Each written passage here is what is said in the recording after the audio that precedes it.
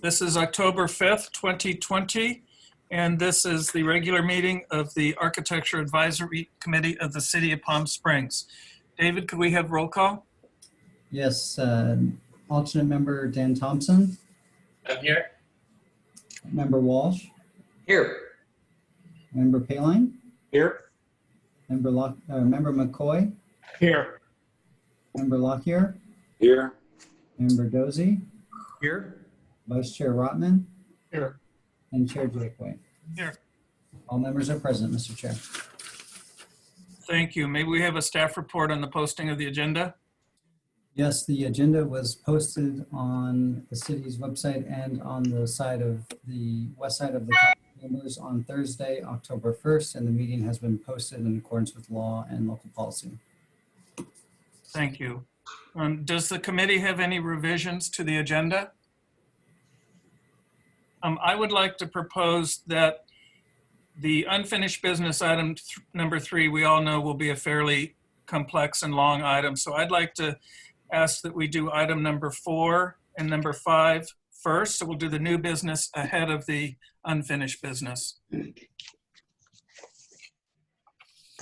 Any objections to that from the committee? No. Okay. Mr. Chair, Need a motion and Mr. Chair, all that. before we jump into that, I just want to make a note that we might notice some errors in the meeting minutes that was on the consent calendar for September 8th. So what staff would propose is that we take those off of the agenda and bring those back to your next meeting for consideration. Okay, so the consent calendar will now consist only of item number 2, which is being recommended to bring it forward at a date uncertain in the future. Is that correct? Okay, do we have a motion to approve the consent agenda? So moved. Motion to approve. Second? All in Second. favor? Okay. Aye. Aye. Aye. Aye. Okay, thank you. At this point in a public meeting, we would have comments from the public on items that are not on the menu. Mr. Newell, do we have anybody who has asked to make a comment to the committee? Yes, Mr. Chair. At this time, we've received one person who was asked to speak during public comment. That was Mr. Day. So I believe he's calling in on his phone, or he may be connected via video. So Mr. Day, if you'd like to speak, you have 3 minutes.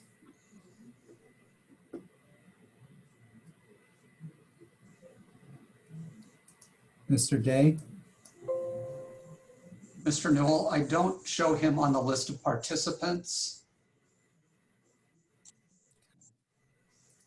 All right, so if he's not going to speak, anyone else who wishes to speak during public comment, if you either raise your hand or raise your hand either in the video or click on the reaction to or send me a message to speak right now. Now would be the time. Okay, so we have Bill Quisenberry who can begin speaking. You have 3 minutes. Okay. Good evening, committee members. Just to clarify, this would be for item 3. Am I speaking out of turn or no? Now's the time. Okay. My name is Bill Quisenberry. I'm a member of the Laborers International Union North America, and I'm in support of the project being considered for item number 3, the 62-unit condominium project. This project will bring many jobs to the local area, many jobs in the lower desert. We do have a substantial amount of members in that area, and that will ensure that their paychecks that to be spent when that construction project has begun and continued will be spent there locally, which is a benefit to the community. Also, if and when this project gets approved, this is early in the process, I understand. If it does get forwarded to the Planning Commission, we would continue to support this project, as I mentioned before, because of the jobs. There's an uncertainty in our future with respect to COVID-19 and the economic fallout that's going to be happening in the months ahead. Maybe this project will take, 6 months, 9 months, maybe a year down the road before construction starts. But we want to support a project now so that we can ensure at least a chance of having an opportunity to work on this job there in the city of Palm Springs. So I would urge the committee members to approve the project tonight so that it may be forwarded to the Planning Commission for further approval as well. Thank you. Thank you, Mr. Quisenberry. David, anybody else?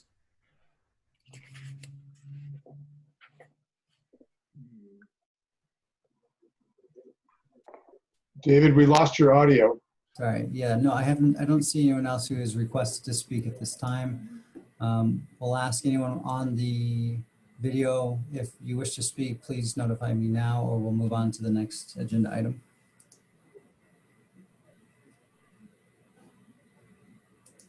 Seeing none, Mr. Chair, we can move on. Thank you, Mr. Newell. We were going to move now to new business. Brad Prescott Trust for a minor architectural application for the construction of a 4,302 square foot annex building for storage of vehicles and a caretaker's residence plus new landscape plan located at 4707 East Sunny Dunes Roads. I know that member Walsh is going to be recusing himself from this discussion as he was involved in the design of this project.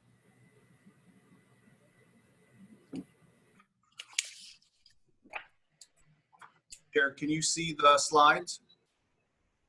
I can see you. Oh, okay. How about now? I don't see any slides.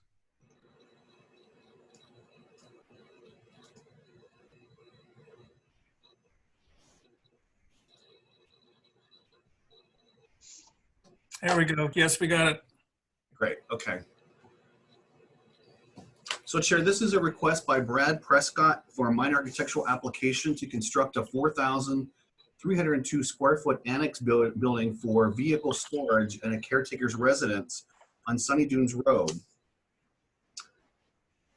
Let me move the slide on. So the slide that's before you right now is the site plan, which shows on the corner of Sunny Dunes Road and Williams Road. The existing facility is currently 5,000 square feet.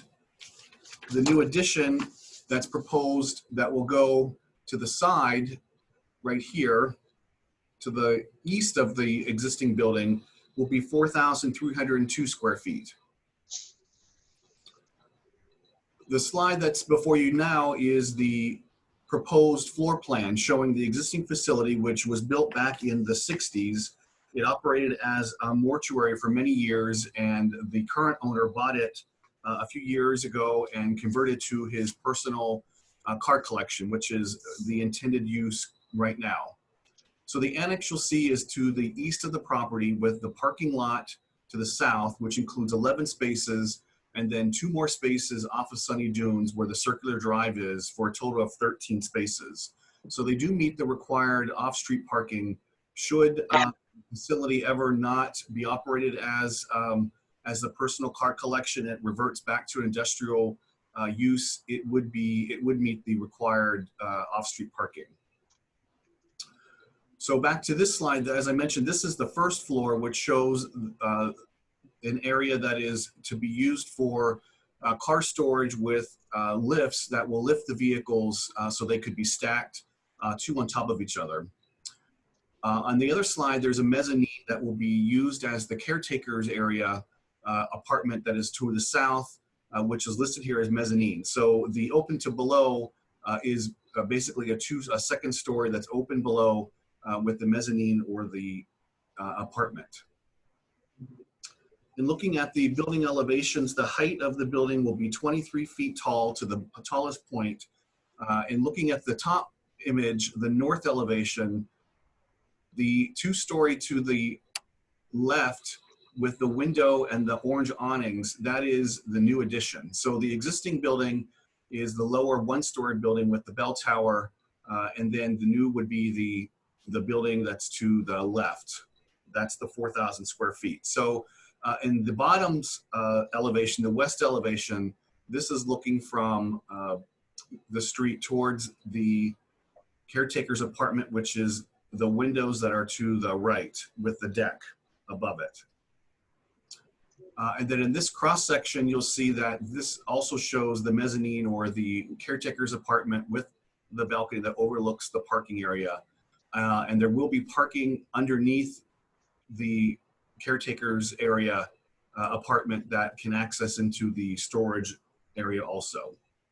So looking at the types of materials that are proposed, as you saw in the previous slide, they're proposing to use this Tuscan Sombrella material over the windows to provide actual sun shading. The building will be a textured stucco painted a cream or tan color, which is listed here. It's difficult to see. And then the window frames, I'm sorry, some of the details are this brown chocolate color. So going through a series of 3D renderings, you'll see that the caretaker's apartment is to the back, which overlooks the parking area. This is the front that faces Sunny Dunes with a circular drive and the 2-story element. This shows you the massing that's proposed at 23 feet. There is a landscape plan, and there's existing landscaping at the site currently. The only new landscaping they're proposing is at the very bottom of the slide between the parking area and the building next door. They're adding a series of vines that will grow on the wall. And that's what's in the green. You can see that very small area at the bottom. So looking at a series of photographs that were in your packet that shows the existing conditions, you'll see that the site is well maintained. The landscaping is mature. The decomposed granite, which is the ground cover, is all there, well maintained. You'll see the openings. And this is the area where the new building will be constructed. You'll see there's power lines that run along the east side of the property. This is an easement that will have to be maintained, and the building will be the 2-story element looking right here where this storage yard is. So this is the actual area where the building will be constructed. Another view looking towards the front of the building, the mature landscaping, and then looking back to where the new building will be with the caretaker's apartment on the 2nd floor. So Chair, that concludes my report. Your recommendation will go to the planning director for his, the development services director for his contemplation and review. We do have the applicant, Mr. Stork, who should be available to answer any questions. Committee, do we have any questions of staff? I have a question. Oh, did I see Robert Rotman? Yes. Glenn, could you clarify the chocolate brown color? Is that just on the bell tower and maybe like the railings on the balcony, or do you know where it's going to be applied? Yes, it's my understanding that it is around the bell tower. There's a trellis element on the front of the building, and then the railings, and also the window frames are an anodized color also. Okay, thank you. Glenn, is there any zoning issue with the living unit? It always makes me suspicious when they call it something different than it is. So if they're calling it a mezzanine, is that because they're not supposed to have a living unit in this zone? No, the mezzanine just is mainly for building codes, but the M1 zone does allow for a caretaker's unit on an industrial property. So there actually is one currently within the building itself. So when they reconfigure the renovation of the interior, it'll move to this space above the parking. And is auto servicing allowed in this zone? And do we know, is there going to be any mechanical shop within this? And do we know if there's going to be any fuel storage on site?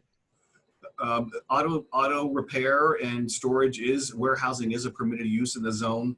I cannot answer the question about, I'm sure there may be some working on the vehicles, but I know that these are higher end motor cars. So the applicant may be able to answer that. Okay, no more questions for me. Any other committee members have questions of staff? Seeing none, let's have the applicant give us their presentation. You have 10 minutes to give us your presentation of the project. Please give us your name and address. And after you finish your presentation, after our discussion, you can have 2 minutes of rebuttal if necessary. Hello, my name is Jeff Stork. I live at 1900 South Palm Canyon Drive in Palm Springs. I am the project manager for the Prescott Collection. We purchased this property in 2014. At that point, it was a recently retired mortuary. We immediately began plans to convert it into a private car collection for the Prescott Trust. Part of the reason we wanted property was for this expansion potential on the east side of the structure. We always envisioned that as a phase 2. We finished the phase 1 construction, I'm going to say in late 2017. And as we expected, the collection has grown and the need has expanded. Thank you. Any questions from the committee for the applicant? I have a question. Tom? Along the south property line, it appears that there's an existing chain link fence. I'm just wondering if there was a decision not to put up a block wall there, or if that fence will remain in place in lieu of a block wall. I'm going to defer to John Walsh on that since he drew the plan.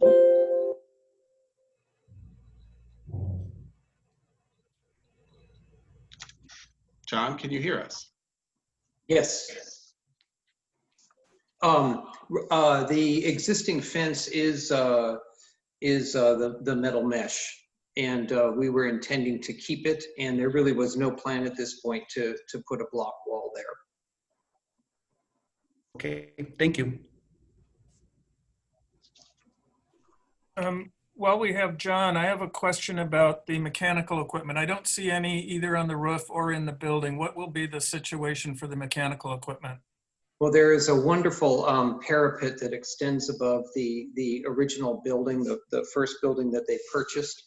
And you can kind of see it with the cornice trim on the exterior. That entire top 4 feet is a parapet wall. So the existing mechanical equipment for the space that is there now is housed there. And then we will also put the additional equipment for the annex over there. Great, thank you.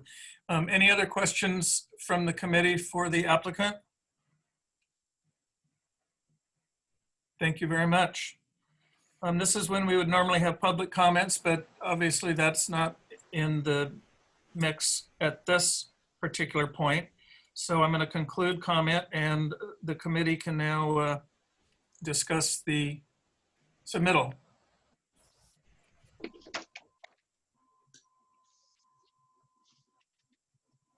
Any comments or questions?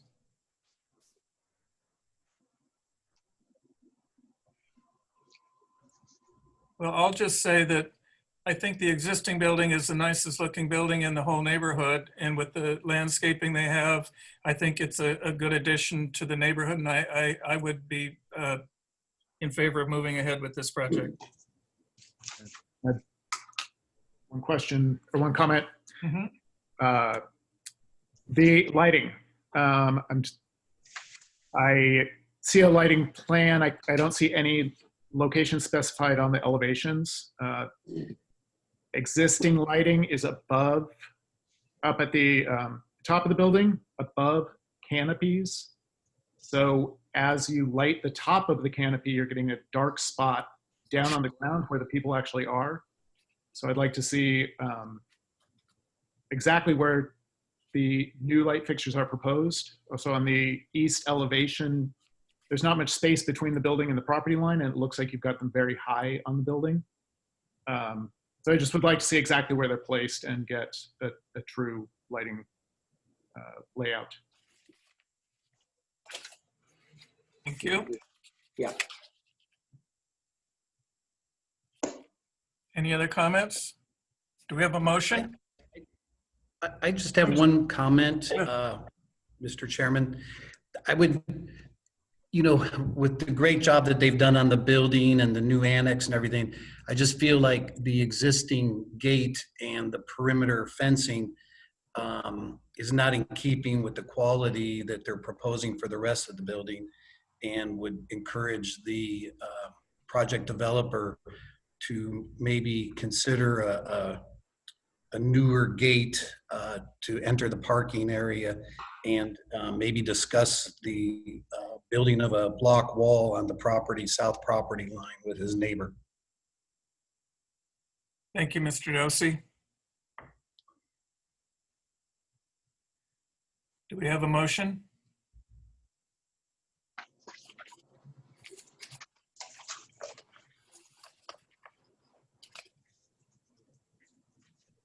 Well, I can make a motion as the chair. I move that we approve as submitted with the request that the applicant consider installing a concrete block wall along the south property line and a updated rolling gate or driveway gate for a security gate, but that we do approve this project.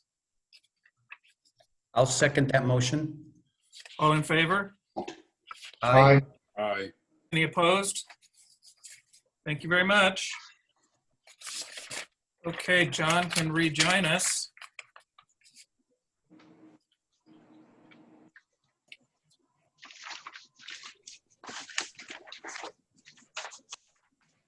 Not sure what I have to do to make that. There, we hear you. Okay. Start my video. Okay. Okay, we're now on item number 5. Craig Bauman on behalf of Greenskeepers LLC for minor architectural review and approval to alter the exterior elevations of an existing commercial building and install a wall sign for a new cannabis dispensary at 155 South Palm Canyon Drive. Do we have a staff report? Yes.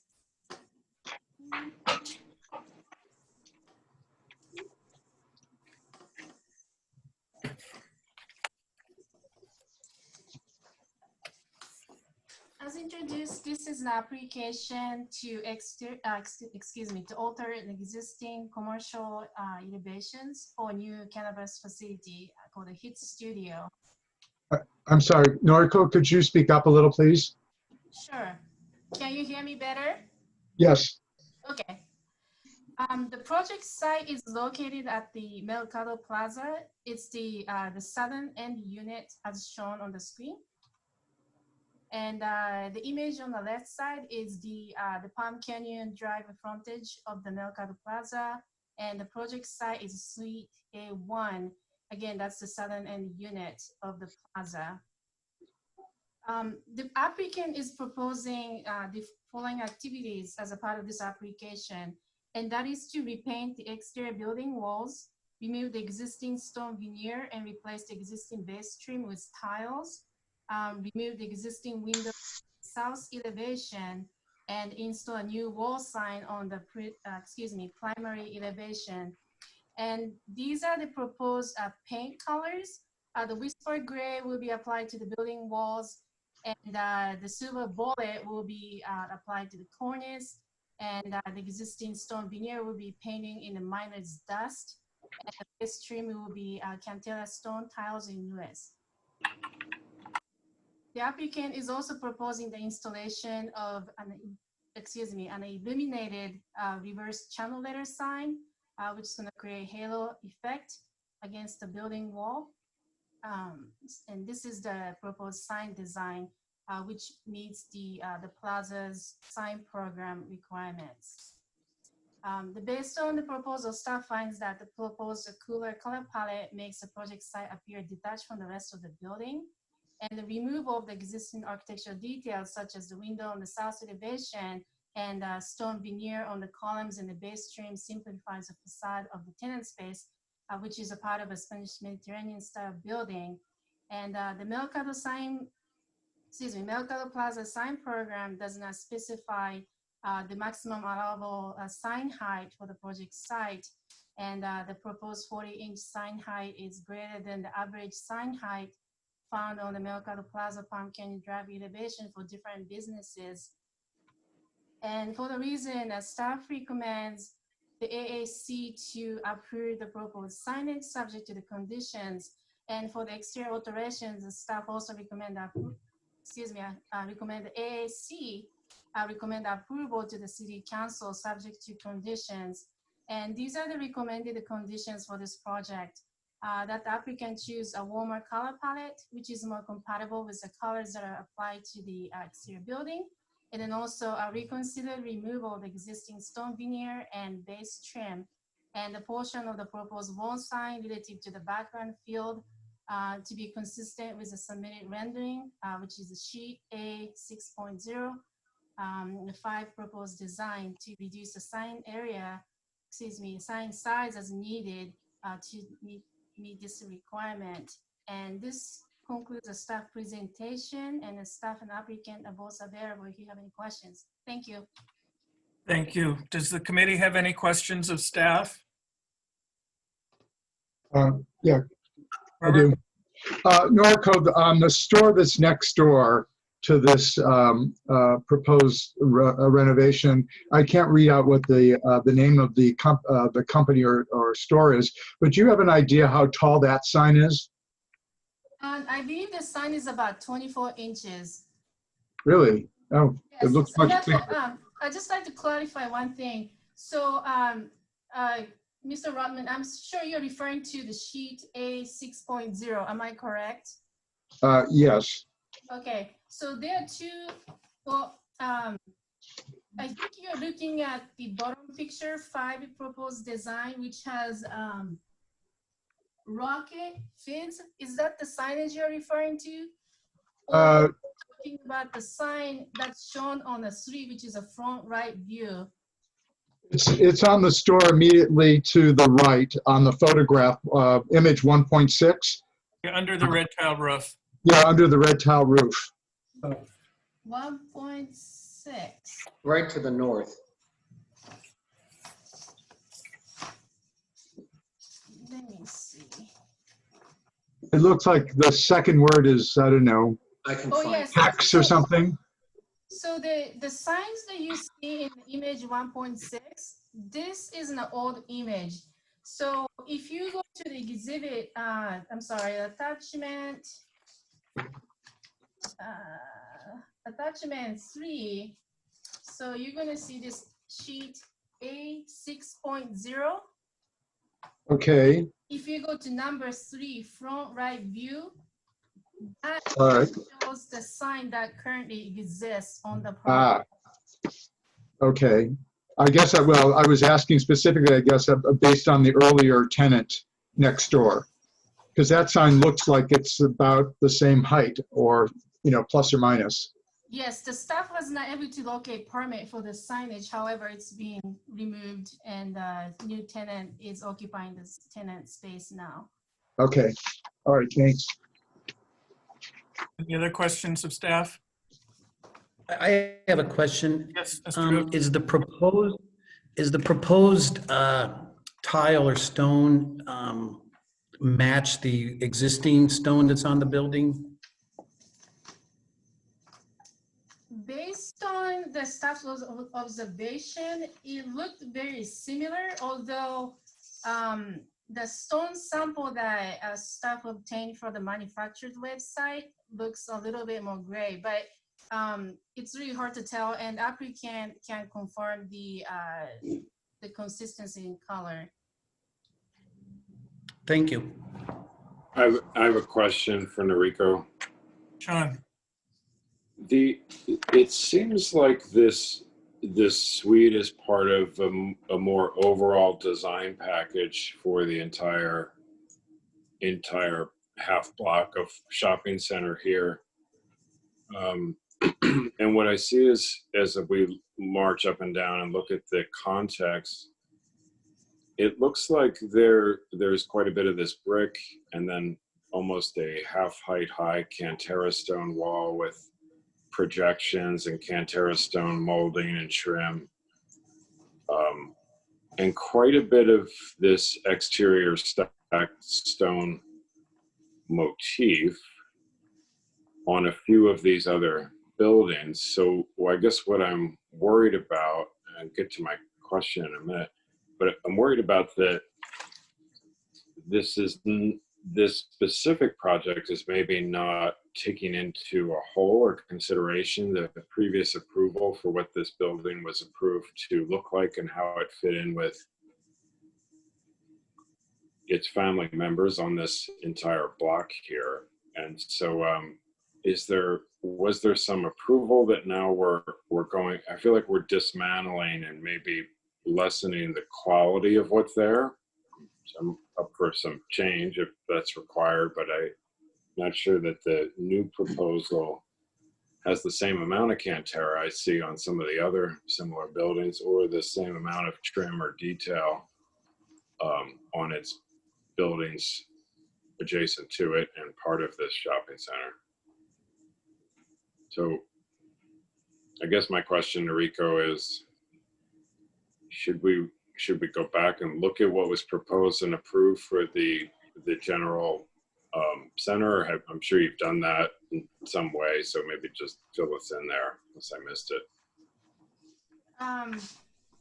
The project was approved back in 1998, and the staff, the site inspection that staff conducted, each segment of the facade of this Mercado Plaza is slightly different. There are no two units that are completely consistent. In terms of the previous plans, the staff was not able to locate the actual renderings that were approved previously, but that's where we are for this project. And Noriko, I have a question that would be an extension of Sean's question. I would assume that when this is not buildings, this is one building with different elements. And I assume that there was a color review, a color palette that was approved that tied all these different businesses together as one building. Is there a way, I mean, can we determine, was there a requirement that the colors be a certain combination of colors like this so that they do complement each other well, but they let individual businesses stand out within one large building? Yes, the staff can certainly review the previous approval for the color samples. But it seems like based on the previous permits that's being permitted, the individual the business or the occupant had a freedom in terms of their exterior alterations. Okay, thank you. Any other questions for staff? Just a quick one. So immediately to the south, there's a mid-century building with a rounded canopy that kind of comes in, looks like it comes right into the window on the south elevation of this tenant space.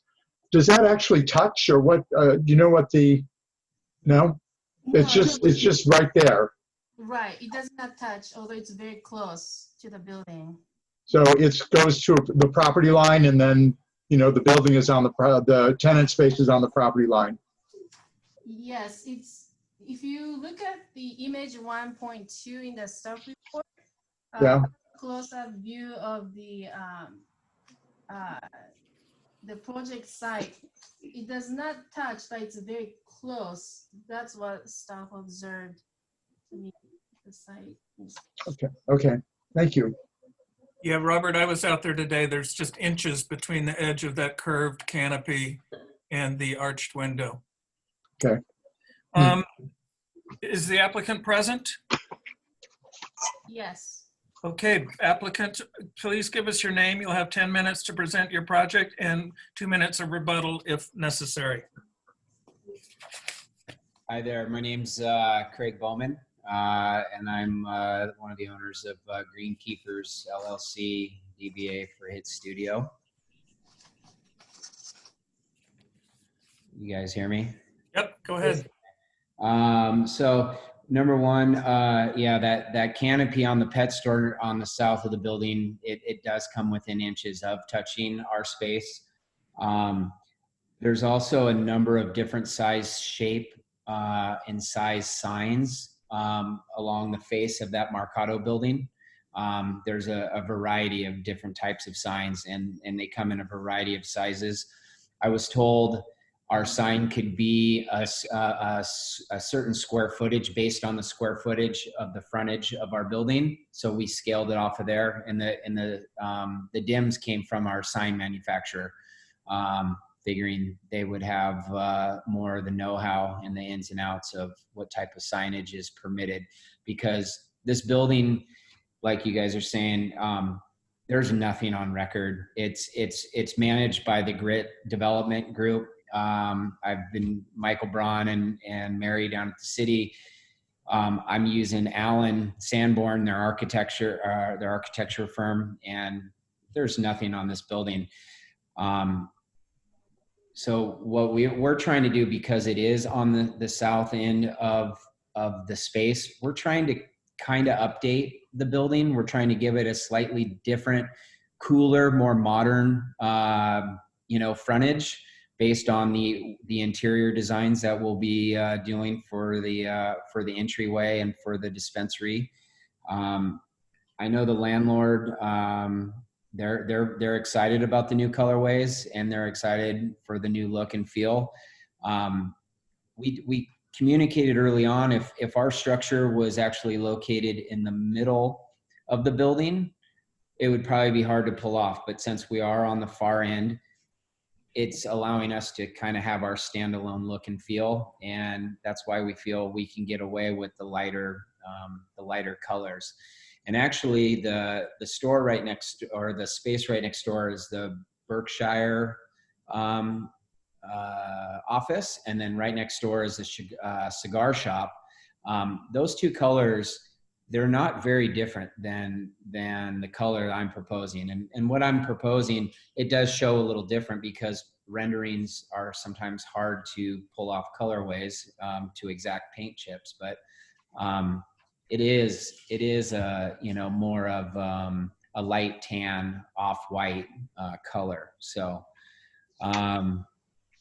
I would like to remove a lot of the rock and the stone off the front, because I feel that look is very dated. I know the landlord was fine with what we were going to do. So I'm hoping that we could, get this passed in the way we have it shown here, which will give us a much cleaner, more modern, more up-to-date look and feel for our storefront based on the interior designs. Thank you, Craig. Any questions from the committee for the applicant? Robert. Yeah, so talk to me a little bit about the south window and why you want to close that. I want to close that off because I don't want to be looking into the pet store, but also the interior design of the entryway, or the lounge, or I guess it's more of the reception area of our store, because it's divided in two parts. You have the front reception area where you go in and you get checked in, and our store is going to be, it's going to be a very high-end, very sophisticated design. But the front end it's kind of like a speakeasy bodega. You're going to walk in and you're going to feel like you're in a record shop in Brooklyn, New York, and it'll look like a record shop. And having those windows there would interfere with the interior fixturing and the design that we plan on building out for the interior. Okay. And less windows, to be honest, less windows the better in this environment.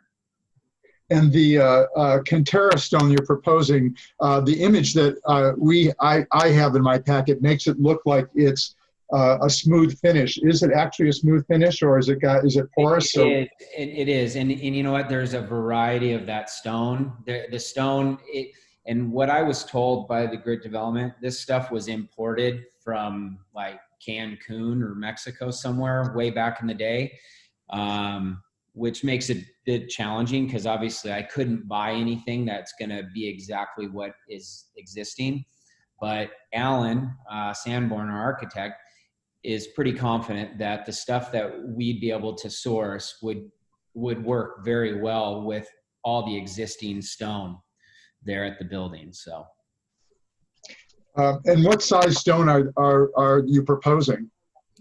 The tiles that are, say, next door on the cigar shop, those are like 16 by 16. So I'd try to do something in that neighborhood, or the 18-inch, or even maybe 20, like a 20-inch tile or a 24-inch tile. Okay. We can make it higher if need be. Okay, thank you. That's all I have right now. Okay. Craig, is this business just a dispensary, or is there a lounge for use of the product on site? No, yeah, just a dispensary, no lounge. Thank you.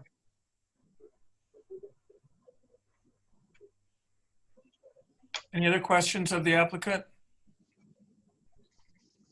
Great, thank you very much. Thank you, guys. Again, no public comments, so we can move ahead to the committee discussion. Committee?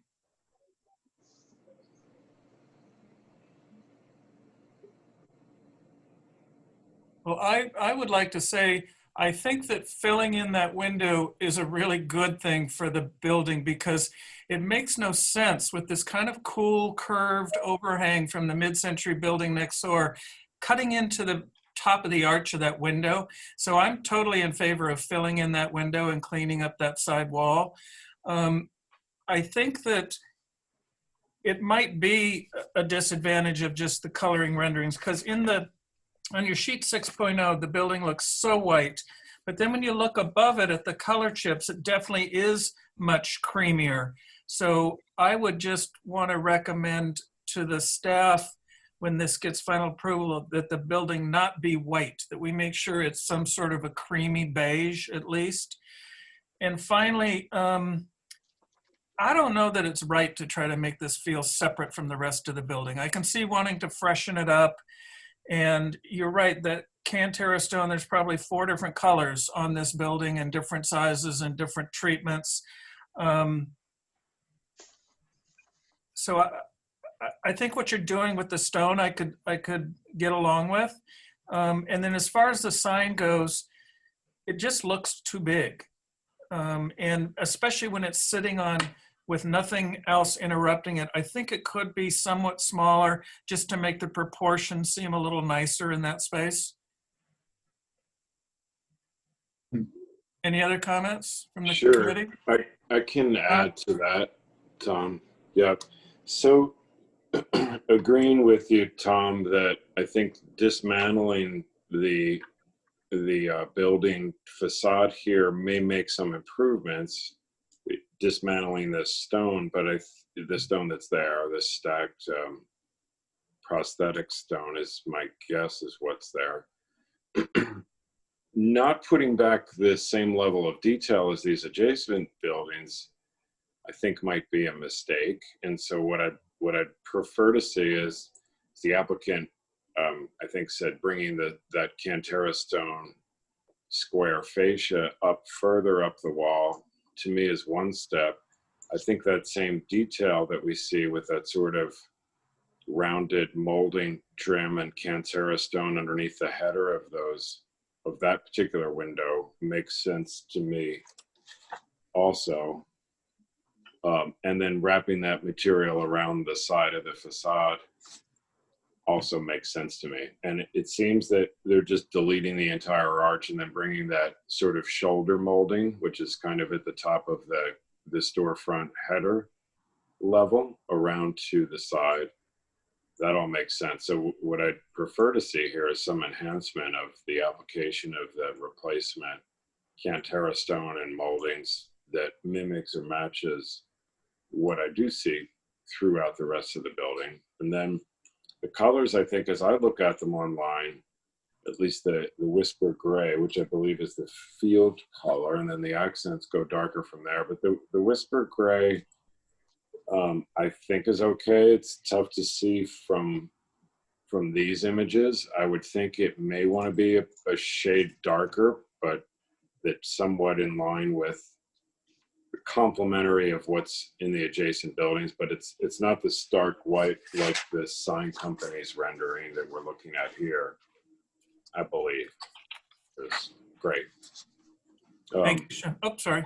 Yeah, that's okay. I think the sign is a little bit large. It is a large field to fill there, but it does seem large compared to all of the other signage in this complex also. Pretty out of scale, even with maybe more of a flagship customer like Ruby's on the end. I think this sign would even dwarf that one. So I would say some adjustment to that, maybe 60 or 70% of what it is today would be okay with me. Okay, thank you. Yeah. Anybody else have comments? John Walsh. I certainly concur with many of the comments that have been made. I think it's sort of, what I'm struck by is there's a bit of an obligation, I think, in design considerations on a piece of a larger whole. And, you know, this is a small storefront when you look at the overall building in context, but it's kind of gone rogue with respect to the colors and all. I think that the elements that you have elected to remove, the Cantera stone, it's good. It kind of cleans it up geometrically. It simplifies the building because the overall facade is sort of an eclectic collection of the Spanish Revival details of some sort. And so I think that the overall presentation of the building is served good by this kind of cleanup. I think that the color is kind of out of the context, though, of the rest of what's going on with the complex. And I don't think it does service either to the new space that you're developing, as well as the neighboring ones. I may be in a minority on this. I think the size of the sign is not problematic for me. I mean, I understand the need for branding and signage, and I think that it certainly delivers.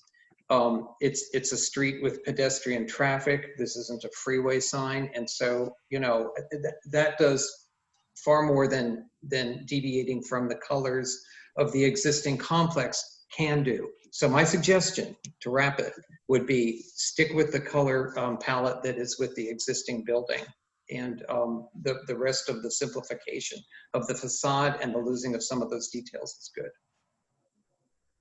Thank you. Thank you. Anybody? Robert?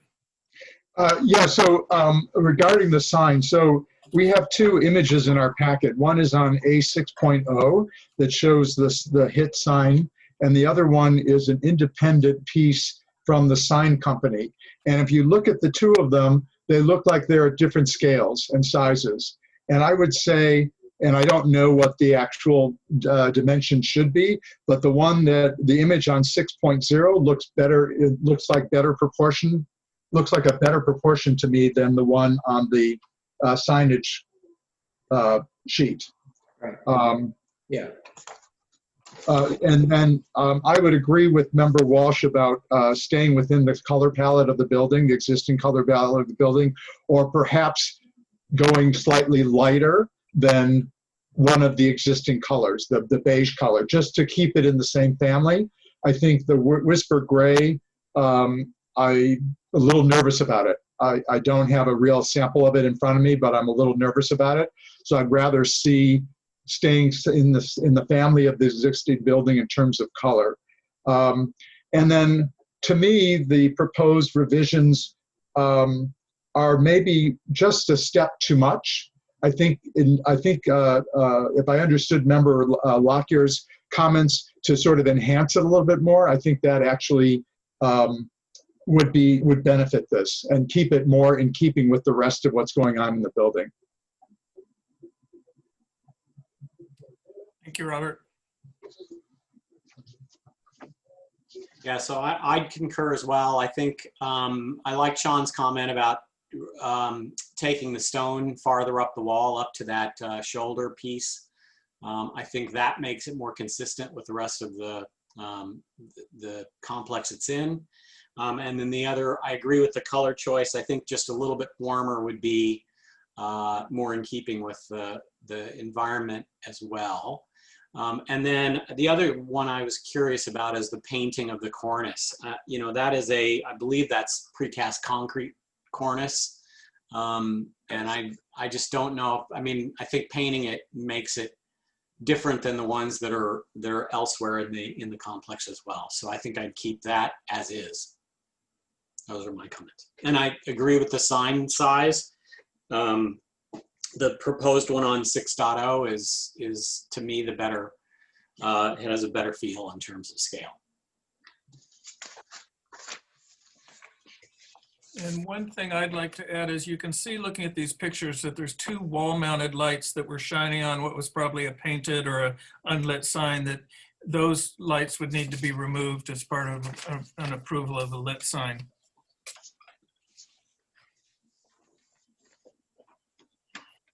Any other comments? Just a question. So on the existing building, there's 2 lanterns on each side of the arched opening.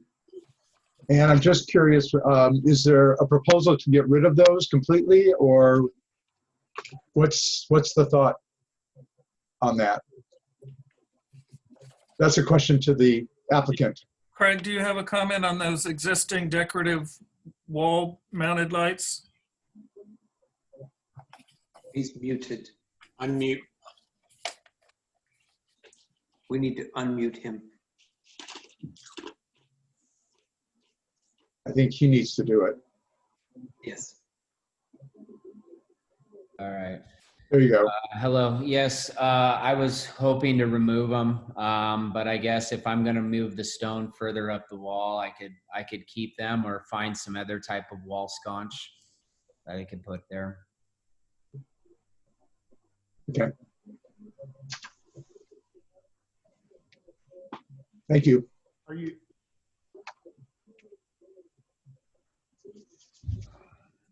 Are we asking to keep them, Robert?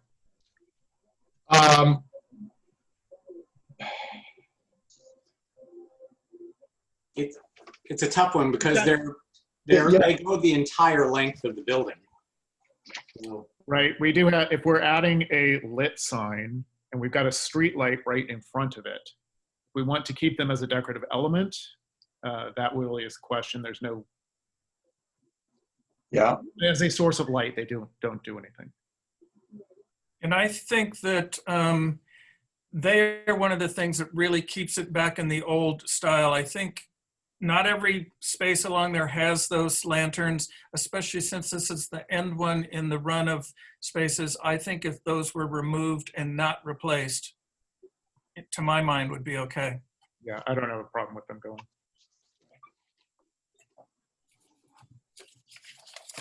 Wow, we're giving a lot of different comments. Is anybody able to distill this into a motion?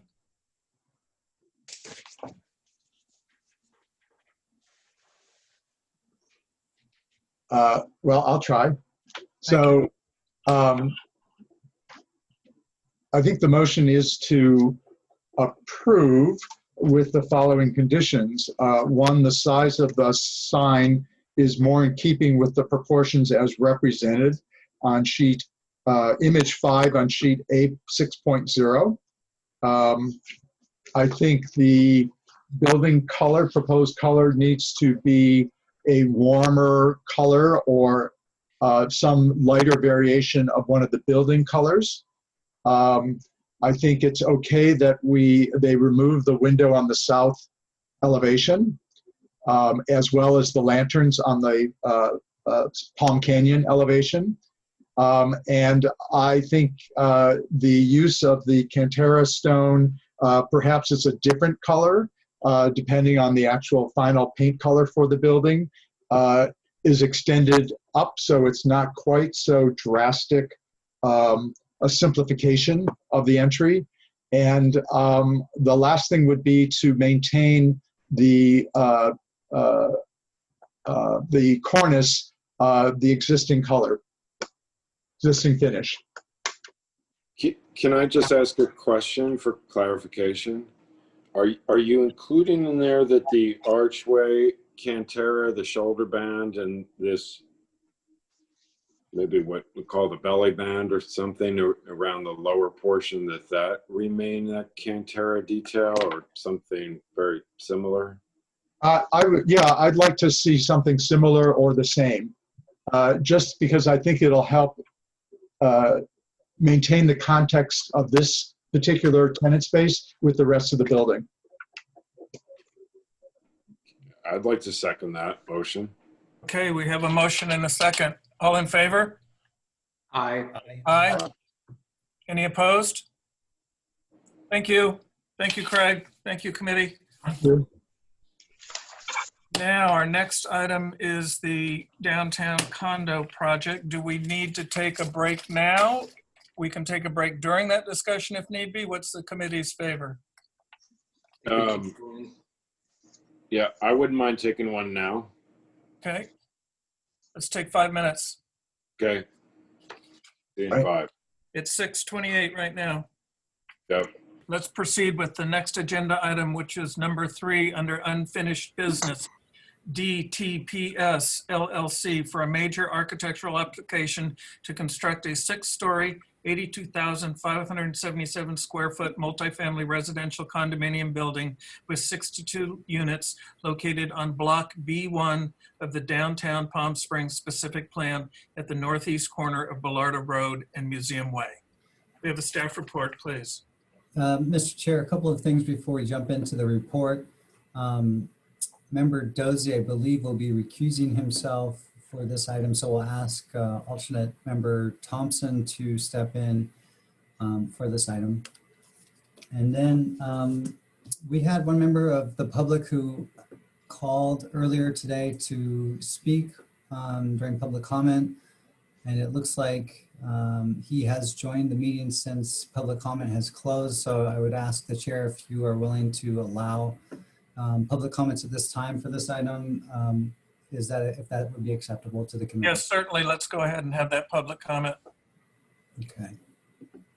So Mr. Day, if you are listening, you have 3 minutes to provide public comment. Michael Day. Muted.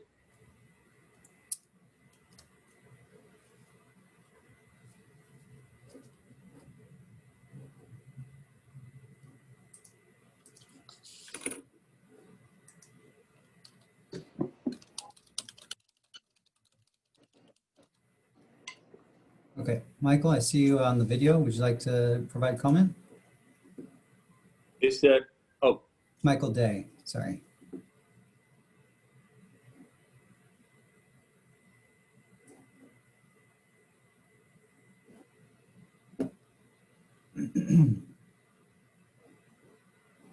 Michael Day, I see you're on the video. Do you wish to provide comment? yeah, can you hear me now? Yeah. You have 3 Okay, minutes. I'm sorry. Good evening. I apologize for that. I had my phone, I hit the wrong button. My name is Mike Day. I'm with the Laborers Union here locally, here out of the Coachella Valley, Thousand Palms area. We just wanted to call and support the project. We've got a good relationship with the Grit company, and we wanted to show some support tonight on this project that due to the COVID and things going on, and unfortunately, and the economy and stuff, we wanted to participate more and get involved early with our developers and contractor partners and try to push these projects along due to the lack of what we think is going to be work here pretty quick as far as what's going on with the economy. And you know, with the grid development, there's a local contractor, local hires, local residents here. I'm a resident of the Coachella Valley. I live in La Quinta. So we worked hard down here to try to get local hire and local projects built. We want to support this project, and we just wanted to come in early and let everybody know that the Laborers International Union of North America, Local 1184 here in the Coachella Valley, supports this project. So thank you very much for your time. Thank you, Mr. Day. Okay, Mr. Newell, can you proceed with the staff report when you're ready? Yes. Yep, Mr. Chair and committee members. As you recall, back on September 8th, you reviewed this project and you continued this matter for a future meeting and directed the applicant to address some issues as it relates to comments that were made at the meeting. Specifically, the committee had some concerns about the massing, the building design, pedestrian experience, circulation, and outdoor amenities. So let me pull up my slide here to go over the changes that have been made in response to those comments.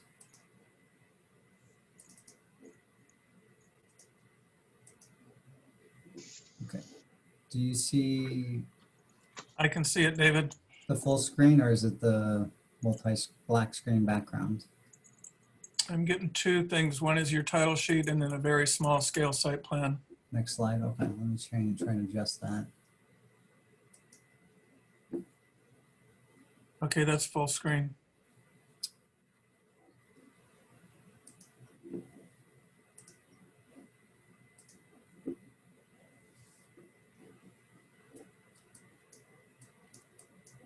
Okay.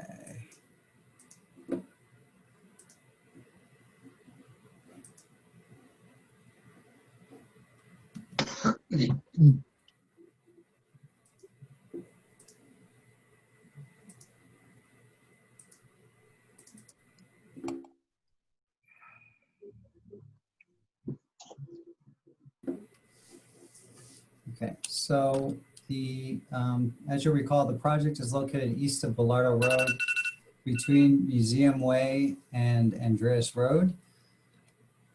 So what you saw at the September 8th meeting is shown here on the top left, and this is the perspective from the Bellardo Road and Museum Way corner. And so this is kind of the primary entry for pedestrians visiting the project.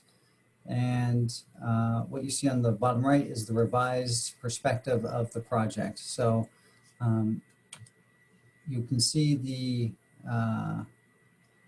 there's been some changes. There were some comments and concerns about the big blank wall facing the park. What you see on this exhibit here shows they're planning on addressing that by installing a public art piece on that large wall. The specific design of that is not finalized. That graphic that you see on the image here is just a placeholder for the future public art that will be reviewed by the Public Art Commission. So at this point, that's not what is the final design. It would be something reviewed and decided on later. They've also removed the solar panel shade structure that was shown above the third floor deck or fourth floor deck. So that's been taken off to reduce some of the massing along the corner. And then there was some vertical rectangular elements that were placed on the exterior facades of the building, and those have been removed. So I've shown arrows where those were located on the top left, and now as you see in the revised design, it's much more horizontal in its linear composition. So this is a view from the southeast of the project site looking to the northwest. And again, they've removed the rectangular white horizontal or white vertical elements that were shown. Actually, excuse me, this is standing from the northwest vantage point looking to the southwest or southeast. So this is what is, as I said, they've revised this to remove those elements facing the park as well as the parking lot to the north. So this is a viewpoint from higher up looking down on the project. This is what is, this shows the outdoor pool space on the third floor deck. It also shows the west elevation, with the changes that are being proposed. As I said, the white vertical elements on the side of the building have been removed, and now it is much more of a horizontal linear design. As a part of that, with the elevation revisions, they're proposing to install movable sunscreen perforated metal panels, and those would be something that the tenants themselves would be able to move. And you can kind of see that in the plan view here, where those pieces would kind of stack either in front or behind each other. And then with the different colors that the panels are being proposed, those would change and add some interest to that facade of the building. And so that design element is also carried into the courtyard, the west-facing elevation of the courtyard. And so you can see that kind of from this perspective view, looking down into the courtyard. Those panels are also proposed on that facade. Standing within the courtyard, you can see some of the changes that are being proposed relative to the terraces, so the outdoor pedestrian areas, as tenants move on the exterior of the building, on the upper floors. They've made some revisions in terms of those layout plans of those upper floors. So in the plan view, what you see in the top right, there is a staggered design, which allows for more integration of landscape on the upper floors, which was a comment and request of the committee on September 8th. So those are shown on the top here, top right. And then with that, you can see they have a vertical screen element on the bottom left that would be integrated above the first floor up all the way up to the top floor. And so that's shown in various locations on the exterior of the building. You can see it when you're looking at this perspective here on the bottom right on the left side. And then so it would be the east elevation of the interior courtyard, the south elevation of the northerly portion of the building. And then it's also shown on the north elevation on the southerly portion of the courtyard.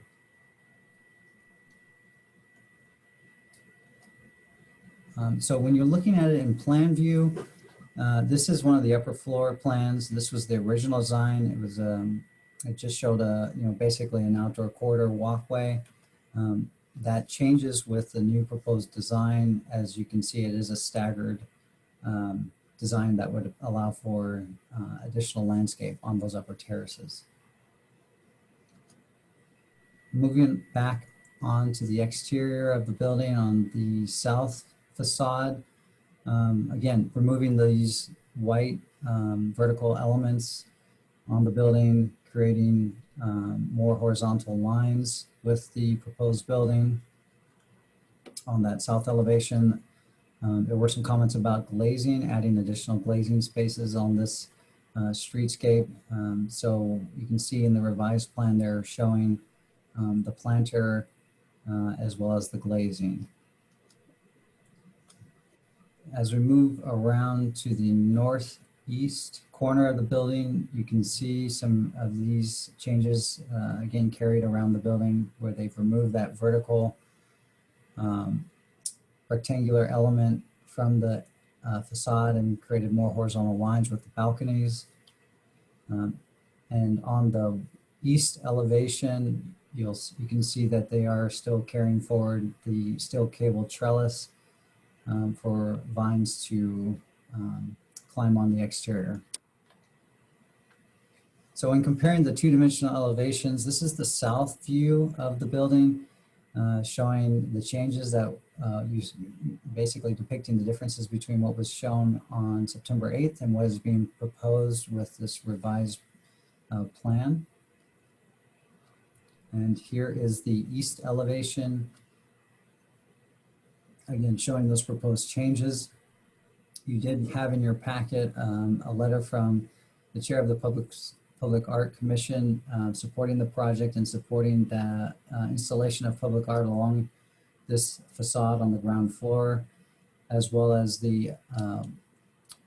on the tower element facing the park. This is the west elevation that would be facing the park, and you can see the proposed perforated metal screens that would be movable in this plan view. versus what was shown on the top on September 8th. And on the north elevation, again, removal of those vertical elements and creating more horizontal lines with a continuation of the balconies. And this just shows you what was or what is being proposed in terms of the colors and materials. And then as far as the landscaping, they've added the proposed vines to the plan to show the different, or to include the vines that are shown in the elevation plans that would grow up the vertical metal trellis. Additionally, what the plan you were looking at was originally shown last time. Additionally, what you saw was the water feature at the very entry, or near the entry at the top left here on the screen, at the pedestrian entry. That's been moved just a little bit further north along Gallardo Road. And so you can see that in this plan view. On the upper floor deck where the pool is located, they have incorporated they had previously shown a place for a barbecue, and that is still being proposed in the outdoor space on the upper floor pool area. And again, these upper floors do show the proposed vine that would be installed for the project.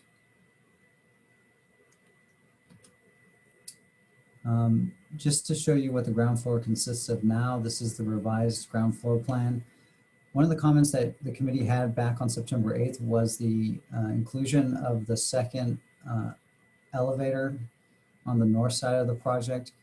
So the committee had requested that elevator provide access to tenants or residents of the building down to the ground floor, as well as under the garage below. So the elevator has been relocated, and it now would provide access from the ground from the parking garage underground all the way to the top floor to improve circulation, pedestrian circulation for the project. Again, this just shows the second floor layout, and it has the incorporation of additional plant materials on the upper floor outdoor spaces. Same situation here. And again, it continues up to the 6th floor. So just go back.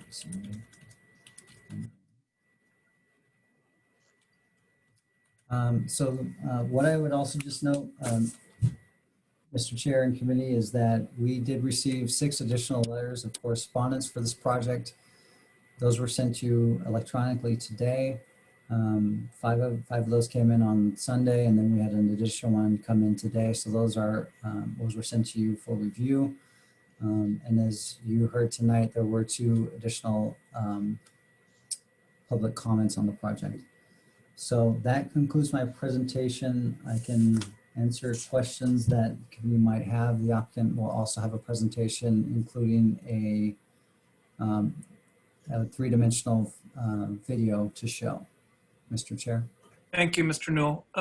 Do we have questions from the committee for staff?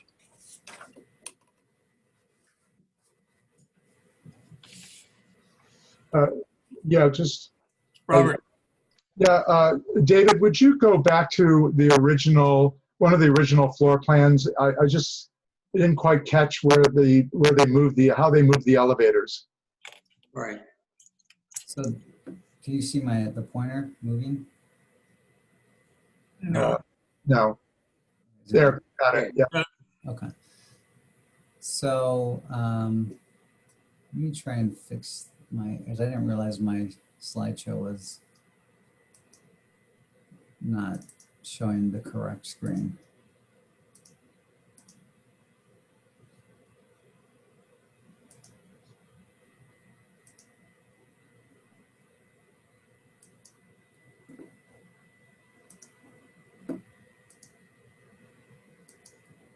Okay, Can you see the full screen view?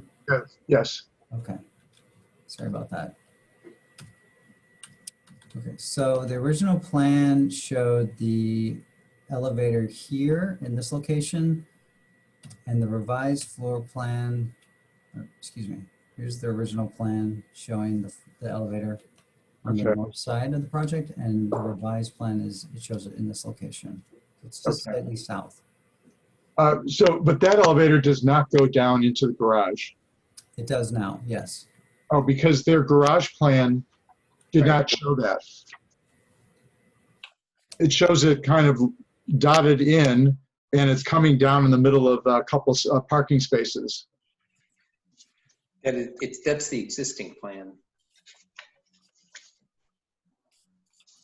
Oh, so we didn't get a new garage plan? No. Got it. Okay. Same question. Thank you. Any other questions from committee for staff?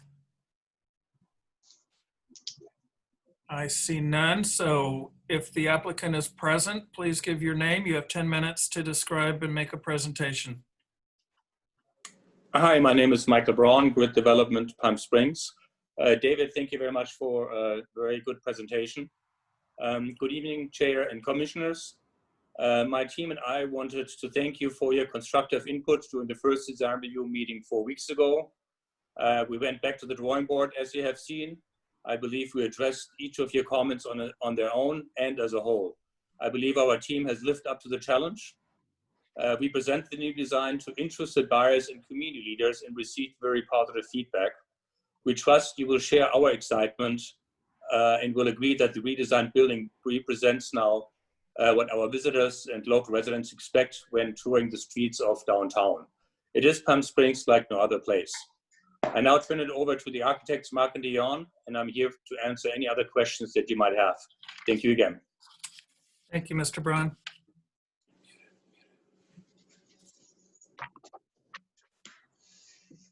Could you also make Jason Greer able to present, David? He's going to run the screen. Yeah, he just needs to select share screen on his settings. You got that, Jason?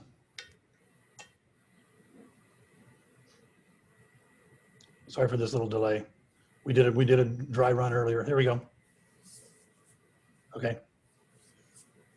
So I want to echo Michael's comments and just mention that I think that this is a really good example of how having creative input from design review boards actually can tend, in this case, to have a much better project, a much better outcome. And I want to basically thank you guys for that, and just let you know that we took that very seriously a month ago. And we truly think that the decisions we have made here have really strengthened the project. So first thing that we really took to heart, I know that Sean Lockyer mentioned, and it was amplified by others, that was really to simplify the building, that there was maybe just too much going on, too many pieces, too many different materials and so forth. So that was really our number one goal. And I'll walk through this in a minute and kind of share with you how we think we've handled that. And the second one that Robert Rotman mentioned was to try to have the building elevations address the solar requirements, the solar exposures.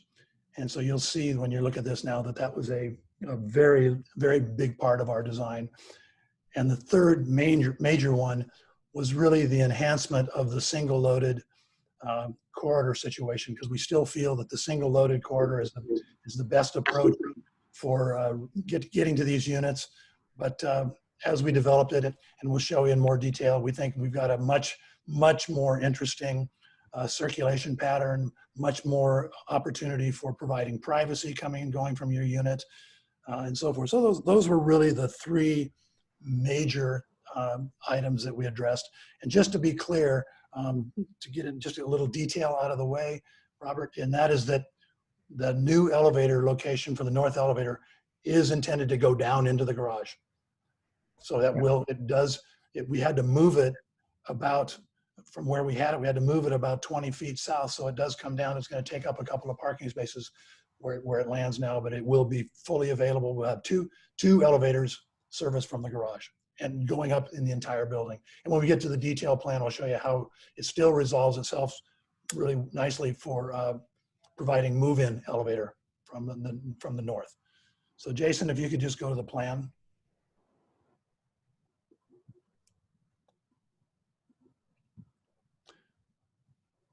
So here's the garage level, and you can see there what we did for it's noted there as above, but that is intended to go down to the garage right there, just like this one does go down to the garage. It was over here, and we had to move it and redesign it in order to get it out of the drive aisle, because this garage is constructed, of course. So Jason, if you go up to the next floor plan. So what we did, you see, we also have a half level change that we have to negotiate here, because there's quite a bit of fall from the north to the south here. So it's even to get into your trash, for it to have ADA accessibility from the trash, you can come into the elevator on the lower level and go up 2 feet to this platform to put your trash in here if you're on the ground floor. Or you can just go up the steps here. So you have this little raised platform. And this then is where you would park and come in through this roll-up door with your furniture and go into this elevator here to move up and down for when you're moving in and moving out.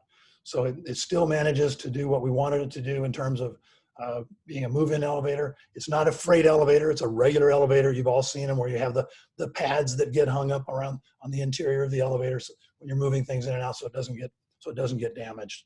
So that's how we managed to solve that elevator. But let's just go to the west elevation, Jason, if you would.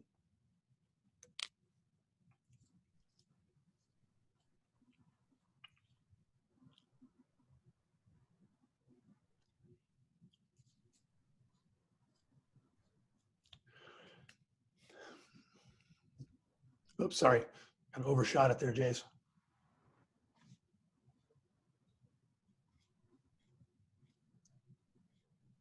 Okay, here we are, the lower drawing here. You can see that we eliminated all of those kind of vertical panels, and we've gone to an all sliding glass door concept here. So all the bedrooms, all the living rooms, all have sliding glass doors. We used to have some windows that had individual shading on them and so forth. So we've, in an effort to kind of be a little bit more mid-century, we've ganged up all the sliding glass doors, even where we have a wall between the living room and the bedrooms, so that it takes on more of an appearance of all glass. And here's where you can see the panels that we devised. So the sliding panels are on 2 tracks, and they can stack panels behind one another. And so the idea is, you can have, if you pull all the tracks out when the sun is problematic, you can have about 75% of your facade shaded, and you can of course determine where you want that. And then when you don't need that in the early morning, when you want to watch the beautiful sun coming up on the mountain, you can stack them behind each other and put them, outside of where you're living, say in the living room or something like that. So we feel that is, that's really the best way to take care of a harsh west afternoon sun. And also we like the fact that how it kind of provides a bit of a sculptural intent for the building, because all those panels will always be in different locations depending on when people are home or not. They are going to be perforated, and we've painted them. We're proposing 3 different colors. And what we think is really going to be interesting is actually when the panels are stacked behind one another, because they're perforated, we'll actually get some color mixing. You'll actually see the color in the foreground and the color in the background, and sort of almost get kind of a watercolor effect. So we kind of like the kinetic nature of that.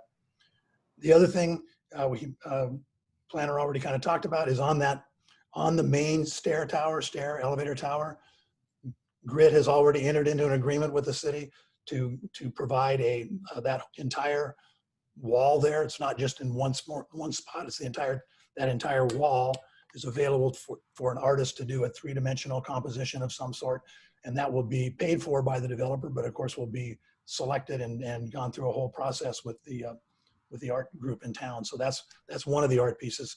We also simplified by eliminating the solar shade that we had over the deck, the sun deck, and we also simplified the bridges we simplified the kind of bridges that fly across that opening there to really kind of make it, once again, all about simplification. Then if you go around to the south side, let's go to the south first. So the south, we need deep overhangs for sun control. So these patios are 7 or 8 feet deep. So they're all fully shaded. And here you can really begin to see how we gathered up the sliding glass doors together so that, and just have some smaller wall panels here and there. But that really we think is an enhancement, and everybody gets a fantastic continuous open space in front of their entire unit.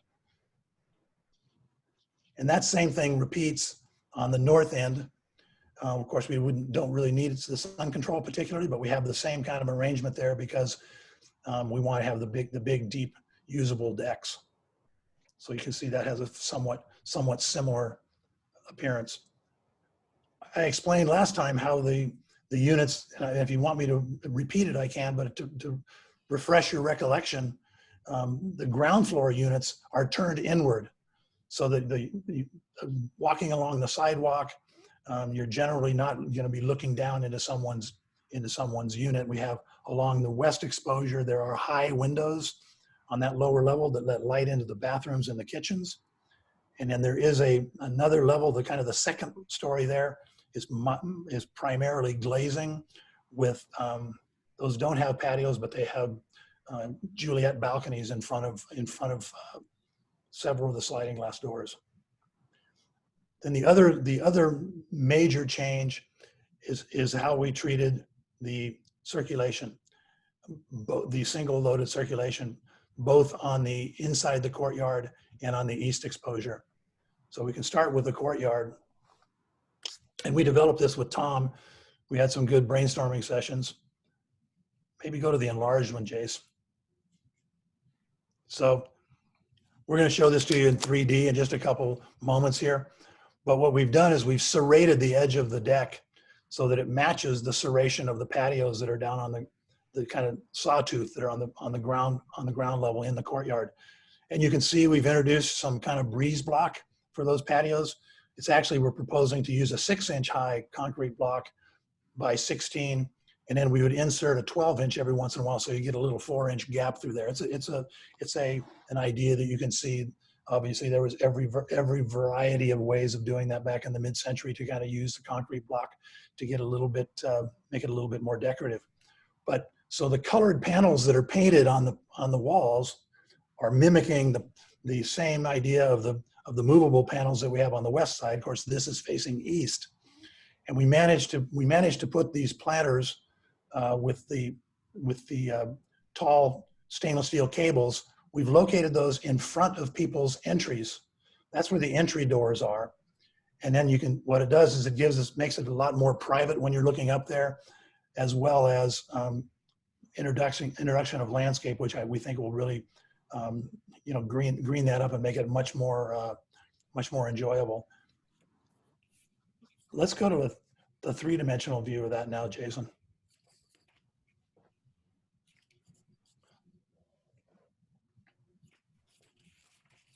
So the plan is to use the self-watering planters. This building will have a maintenance person because it's going to be, it's going to be very nice high-end condos. So it'll be a maintenance person.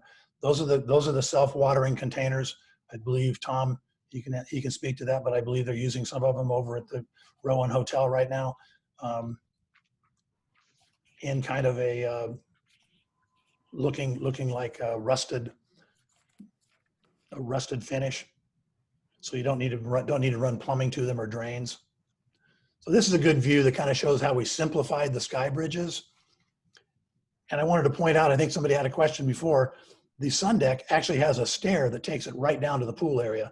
I don't believe that was really pointed out last time, so that you can get to the sun deck by the elevator, but you can also get right down from that sun deck down to the pool on that stairway. And I don't think maybe everybody didn't realize that last time.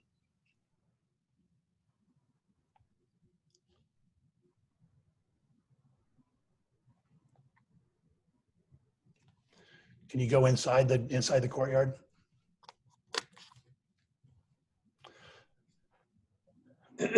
So you can see the west face. Yeah, so that's good. So here you can really get an idea of how that serration or the kind of zigzagging of the deck ends up creating these spaces where we can have the planters with the vertical cables. And then we actually have the ability to have a slight sitting space with a bench or a chair. We're also planning on using an indoor-outdoor, like a Chilowich type material for those walkways, not a hard surface tile. I think somebody mentioned last time that the acoustics could be an issue, so we're well aware of that. So the plan is to use kind of a Chilowich material, so it'll be much softer and you won't have people echoing. But if you could move down so you're kind of looking up a little bit more.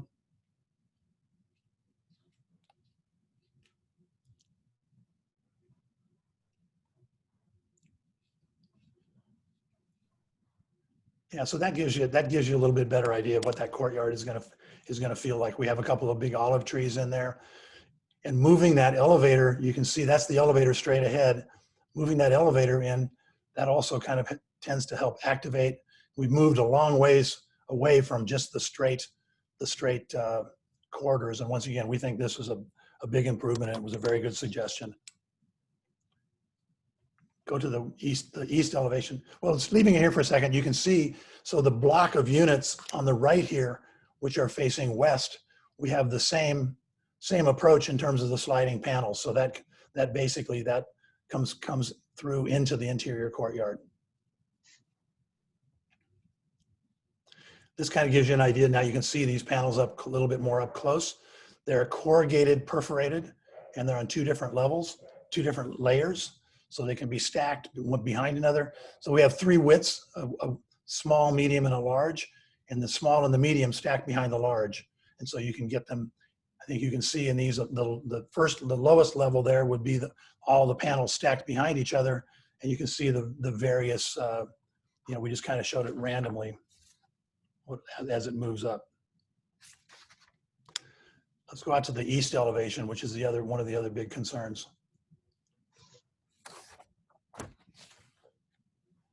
So the same treatment that we're doing inside the courtyard, we're doing on this east exposure along Market Street.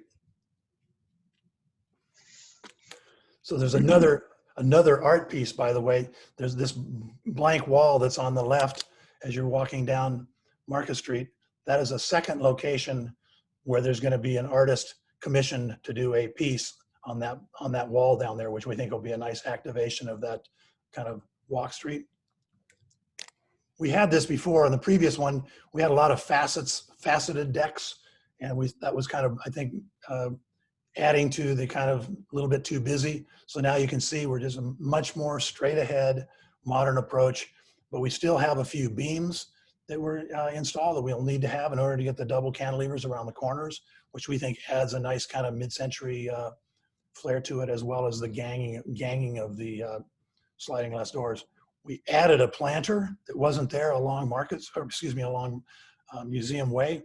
So that, if you recall, that's a lounge, a fitness room, and the lobby. So there's a planter there now that that was not there before. So it's kind of a nice enhancement, we think. So I think overall, those are the major changes. We feel it's a better building for it. And we think it's going to be a nice addition to downtown. Dion, did you have anything else you wanted to add? I'm sorry, no, that was it. Okay, thank you very much. Do we have questions from the committee to the applicant? I'm sure there must be a few. I have one. Dan. You mentioned that there's going to be a barbecue on, I think, the 3rd level, on the sun deck level. Could you show us where that was supposedly going to go? Not supposedly, it's on the pool level, actually. Okay. And we currently just have one shown. We're probably going to add a few more in the common areas that would be more portable. But if you can see, it's actually right behind here. It shows up on the plan. It's on the pool level. Okay. That would be in addition, I think, to the barbecues we'd locate in the courtyard itself. So this is just the pool version of it. Right.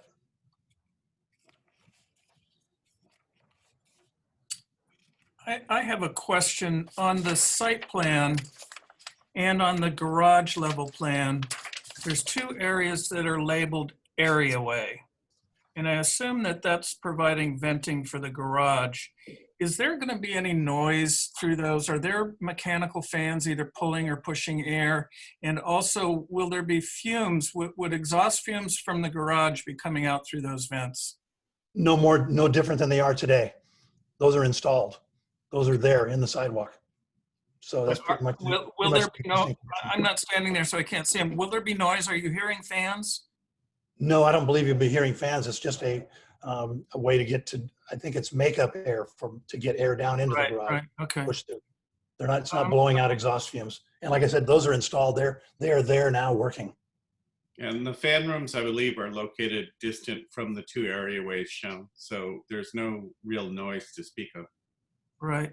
On your second floor plan, it doesn't show any balconies on any of the second floor units except for the two that are facing Market Street. Yet on your elevations, it does show balconies. I think that's a really big inconsistency, and it makes it tough for us to really get a true view. If we can see that that's so inconsistent, what other inconsistencies are there? It also, if you look at your rendering on sheet A402. Can we go there, Jason? Yeah. So on this rendering, you can clearly see that the pool deck is on floor number 3, and you can follow the balconies along to the left. But below that, there's only one floor. You don't show the second floor, you just show the first floor. I mean, that's a huge inconsistency. There are actually 2 floors there. It's just the. I know, but you're only showing one. No, it's if you look at the elevation, it's 1.5 because we've got landscaping stacked Well, no, up. it does show on the elevation. I'm just saying that this drawing is not correct because it doesn't show it on this drawing. Jason, could you zoom in there? It's unfortunate since the site slopes so much, the first floor digs almost entirely into the slope. So it is there, it is behind the planters, and those high windows that you see right next to the planters is that first floor unit. Well, that's not, I agree with you that it shows it on this plan. I'm just saying it's frustrating that it doesn't show it on the rendering. It is, this is the rendering we're looking at right here. Oh, it doesn't show, look at the rendering on 402. That does not show a second floor window there. You can zoom in on that. The model and the renderings are all taken from the same model. So if there's some reason that we can't see it, we should zoom in on it so you can understand it, because there's a planter there is the difference. So But it looks like a little strip window that's 18 inches tall. I don't see the big windows of the second floor. It's because it's hidden behind this. It's hidden behind this cowl here. If you take Jason, can you go to the model? We're not trying to deceive anybody, Thomas. This is the entire, all the drawings and all the views are taken from the same model. So if you can see it right here, so there are narrow windows with a planter in front of it. So those are the units that are facing into the courtyard. Directly above that are other units that don't have balconies. They just have, I mentioned that to you, they just have Juliet balconies. Now, maybe if you scroll up on the model, you can get to the same view and you can see why you can't see those in that one particular view. Seriously, that's how we've developed it. We're not trying to, so when you get here, you can't see that other level because it's behind that cowl. It's right, if you just scroll now, just move down on the model. And you can see there they are. Well, look at your rendering on page 403.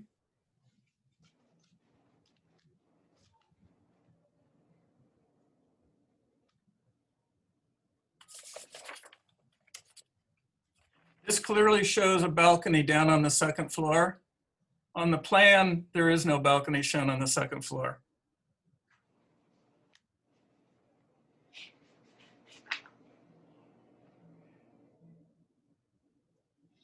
There's definitely an exterior floor structure on the rendering on the second floor, whether you call it a balcony or a Juliet balcony or not, I can see where the railings moved, but on that A103 drawing, second floor plan, it's clear that doesn't quite align with that.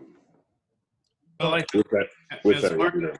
as Mark mentioned, the drawings are all coming from the same spot. That is, the elevations and these perspectives that we're seeing are all generated from the model.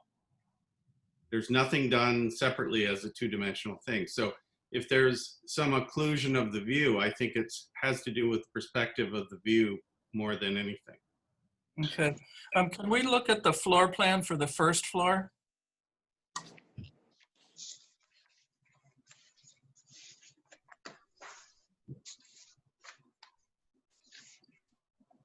Okay, I'm specifically looking at the unit at the northeast corner of Andreas and Market Street. There's a wall of glass in that living room, and outside of that glass, there's a garden wall that's 4 feet tall that looks like it might be a foot away from the glass wall. I don't think you could ever get in to wash those windows. And then just to the right of that is a trash pickup point right outside of this unit's living room. I think it's being greedy to put a unit in such a bad location with absolutely zero privacy from Andreas Road. And I don't understand how you can expect a wall to be placed just a foot or so away from a glass wall. And then finally, the driveway into the trash, into the move-in area has a tree right in front of it and no curb cut. There's so many inconsistencies in these plans. The curb cut is just to the north of that tree. So how are you going to get your truck pulled around that tree and into that move-in barn? They roll the dumpster out into the street and pick it up. No, I mean if you're coming in your moving van. It's the same with the pallet. You roll it up on the sidewalk and you roll, it's done by people who move, right? It doesn't come straight out of the truck. The street improvements are installed. Those are there so that if you're moving in, you would park in one of this parallel spot that's to the east of that tree, and you would take your whatever you have to move in, and you would go down the sidewalk and go in through that area there. And I'm not sure where you're talking about the cleaning the glass. This lower unit on the corner of Market and Andreas, that has a patio in front of it. No, I'm talking about on Market Street. Here. Yeah. Look at the elevations or the rendering. You'll see that wall is about a foot away from the glass. Can we look at that?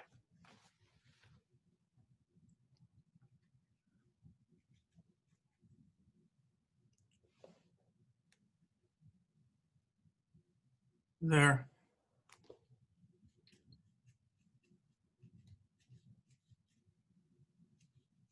I know you're trying to create privacy for that unit. I just think it's a mistake to put a unit there. It's the loss leader unit. Wouldn't it be a wonderful public space? We've already got excessive public space. And if that's a concern, we can just move that wall back and have that glazing on top of that wall instead of having it slide back behind there. Okay, I have no more questions. Does any other committee members have questions of the applicant? I have a couple questions. Sure, Sean? Yep.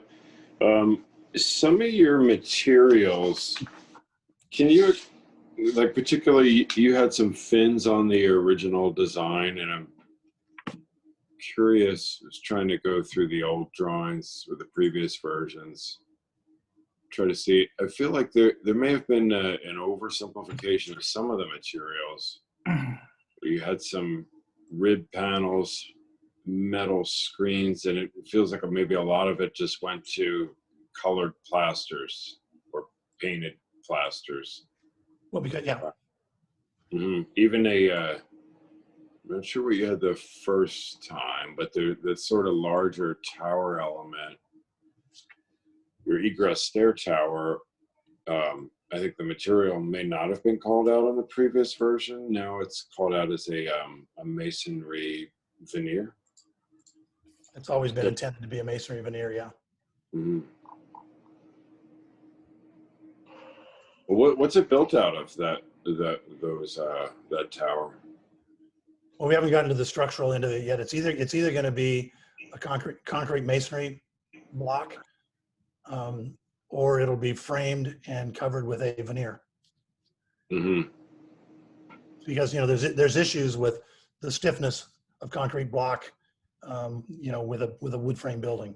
So we may or may not be a concrete block piece. Also the weight on, because it's on a podium, right? So the parking garage. So there's issues with that as well, I think.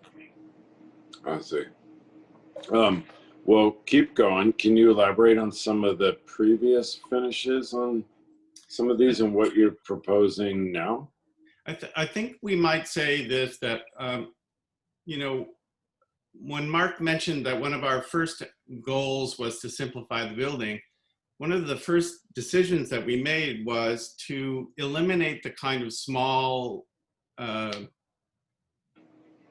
independent detail in favor of something that was more broadly speaking about the kind of color and texture of Palm Springs. And, by ganging all of the doors together and by eliminating essentially mostly windows, we've got a surface area of the building that is much more transparent. That is, it's much more, it has fewer actual solid materials on it than the previous design. So that was the very first thing, that there's a lot more glass and there's a lot more transparency.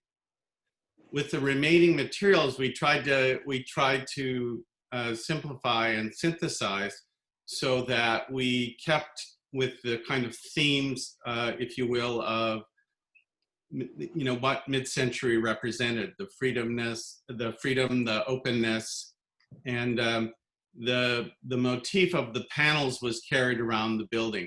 Now, they could be colored plaster as we're showing them, but they could also be those corrugated panels that we originally shown. It's a matter of dialing in the kind of texture that we were very keen to kind of hit our first goal, which was to make the building a much simpler building, much easier on the eyes, if you will.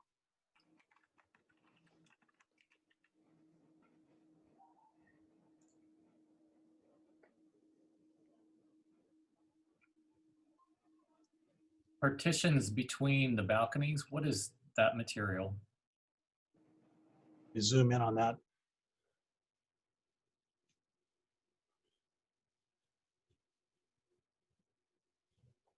So that's also perforated metal? Yeah, that's what we've shown as a perforated metal, yeah.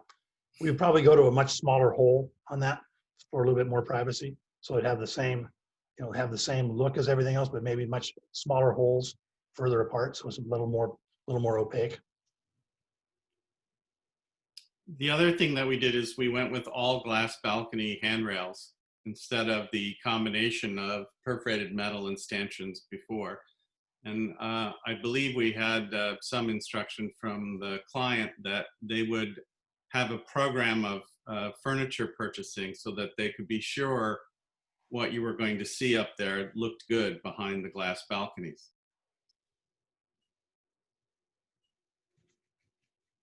Yeah, Michael committed to that, to actually basically maybe have three different options or something, where you could have, but it would be, so it would be competitive, show itself all the way around the building and not just have it be up to somebody's taste. And a lot of aspects of multifamily housing make for just the scale and the mass of it. We tried to treat it in a way so that it was as transparent as it could be. And we tried to seek out really good examples of that as a way to dematerialize the mass of the building. That was at least behind our first impulse to provide the opening at the corner, a negative spot at the corner, rather than the very typical for lots of other developers who want to put a building right at the corner because it's a very valuable place and they can get a lot of rent for it. So we think that this building, as Mark had said in the beginning, is a much better building in the sense that it's much more open to its context, much more transparent, both for those outside looking in and also for those inside looking out. And we think with the right kind of public art on that large face, which is facing the park, it could really be a kind of beautiful sentinel for the city. John Walsh, do you have any comments or questions? I have no questions at this point. Okay, thanks. How about Steve? Any questions for the applicant?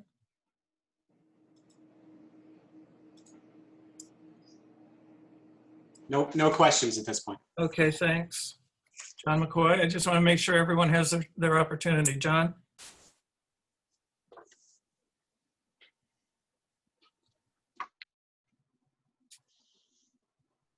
While we're waiting for John, Robert, do you have any questions? Yeah, I do, actually. So on the west elevation, there's a gap between your, if you can swing it around just a little bit more. There we go. So there's a vertical band of windows that separate the, where is that in the plan? I believe that's in a bedroom. That's okay. And then how are you going to resolve 5 stories of plumbing stacking? On this wing, you've got on the first floor all the plumbing towards the street, and everywhere else 5 stories above, it's all towards the interior. So you've got lots of shafts and plumbing vents and all this stuff going through. I just don't. I think that's going to be a huge challenge for those ground floor units because you've got some shafts that are coming in right above the entrances to the first floor units. And we're up to the challenge. We totally agree with the idea of the challenge. We have worked extra amount of height into the second floor in order to do the horizontal travel distances. But it is always, and it was always going to be a trick when we went from the type 1 concrete construction, which the first floor will be, up to the type 3A or type 5 construction above. So it was always going to be a challenge. It always is in multifamily. But we have worked in enough space, we think, in the second floor, the crucial second floor units, where it switches state, so to speak, where we think we can do, we can disguise that in the ceiling. Okay, all right. And then what kind of vines are you proposing to use on the green screens? I'd like to ask Dosey to answer that question. Tom Dosey.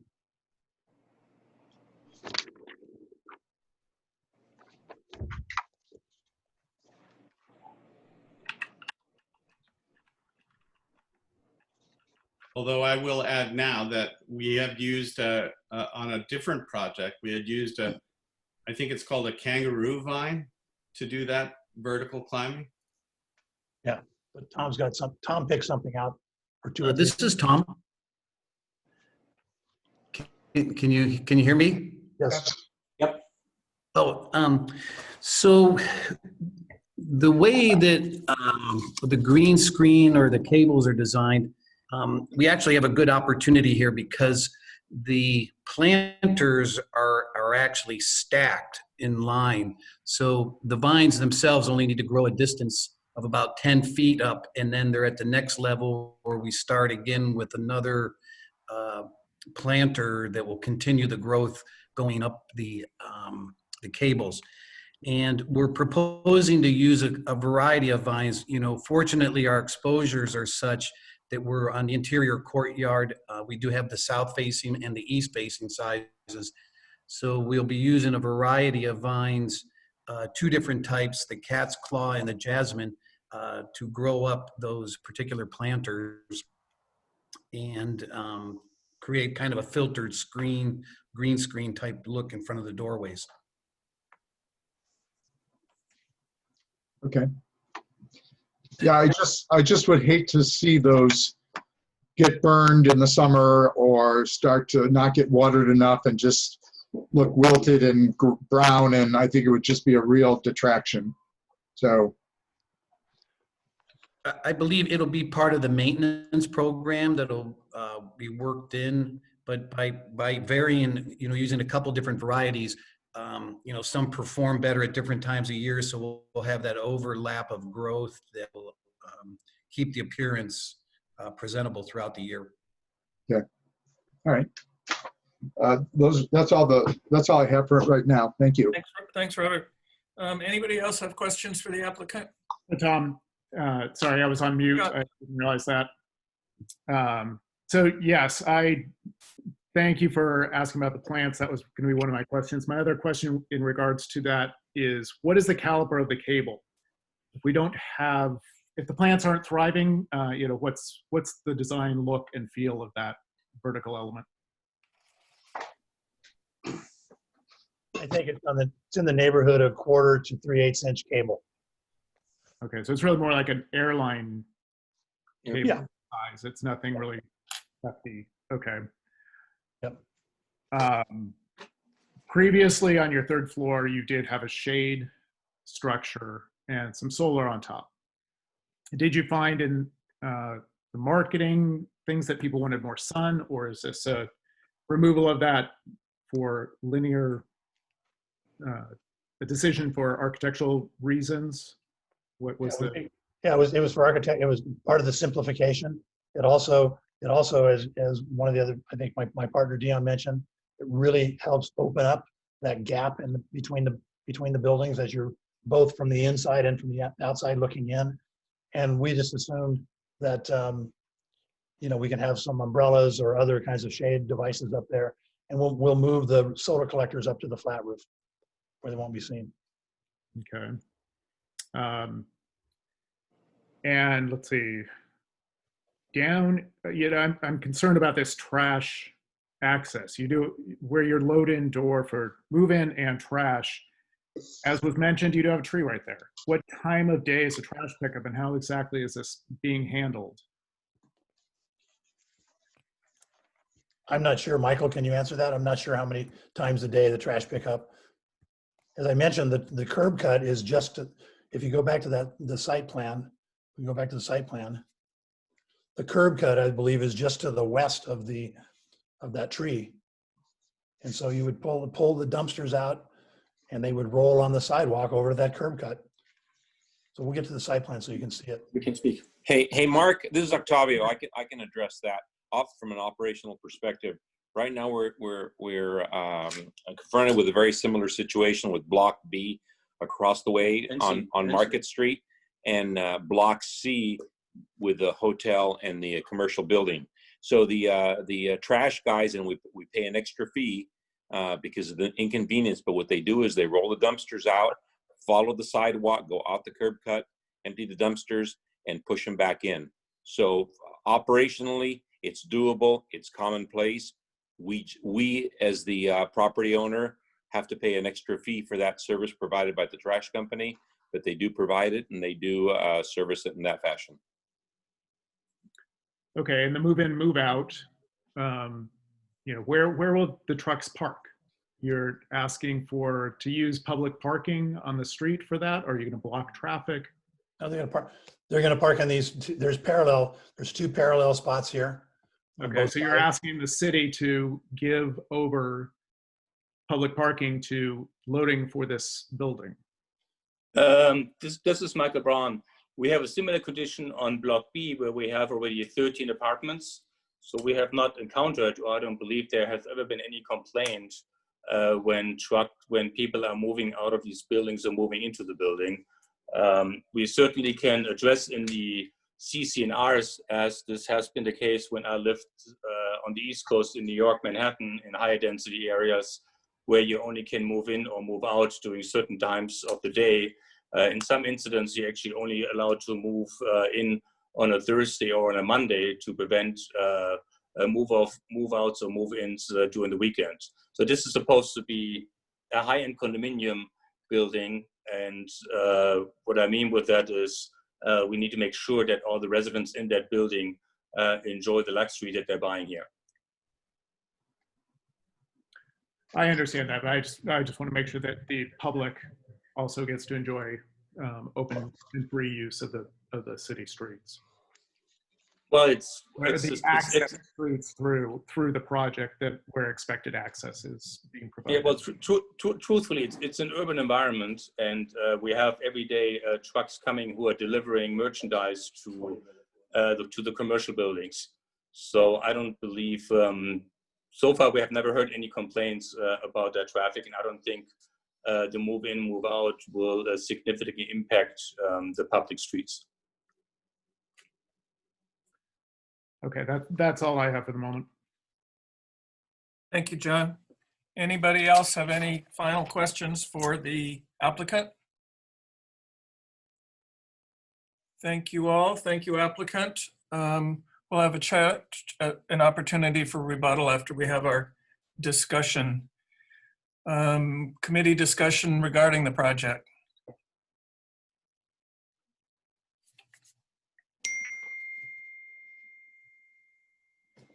John, if you're scratching your ear, it looks like you're asking to go next. No, just scratch my ear for the moment. Okay.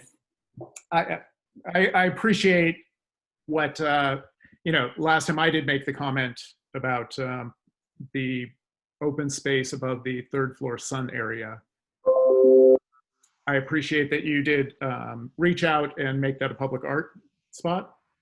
I commend you on that. I don't know that you're going to win the hearts and minds of people of the town by using the rhino's head you did in this plan.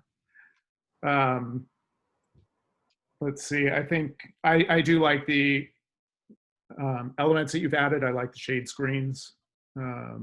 Maybe perhaps the cabling on the interior could be something a little bit more interesting and substantial than thin cable. And I'll stop there and let my other. Okay, thank you. We'll give you another chance if need be. Who else has a comment? Well, let me make just a few comments. I think that this building is a tremendous improvement from what we saw the last time. It's cleaned up. There are a lot of mid-century type of details and materials, especially with the sunscreens. But I think the problem is, it's a basic problem that you still just have a big square box. There's no undulation either vertically or horizontally to the surfaces of the building itself. There's just things added on to the building. And I think that there's a very basic design direction that created this, and that's having the big courtyard, interior courtyard with the single loaded hallways. And most of those single loaded hallways don't have any windows from the units looking into the courtyard. I think that there's a huge amount of cubic buildable square feet in that courtyard that would be much better served if the facades of the building were undulated both vertically and horizontally. I think to have the entire top floor of the building touch the 60-foot height limit just puts too much physical building in that buildable cube of potential building area.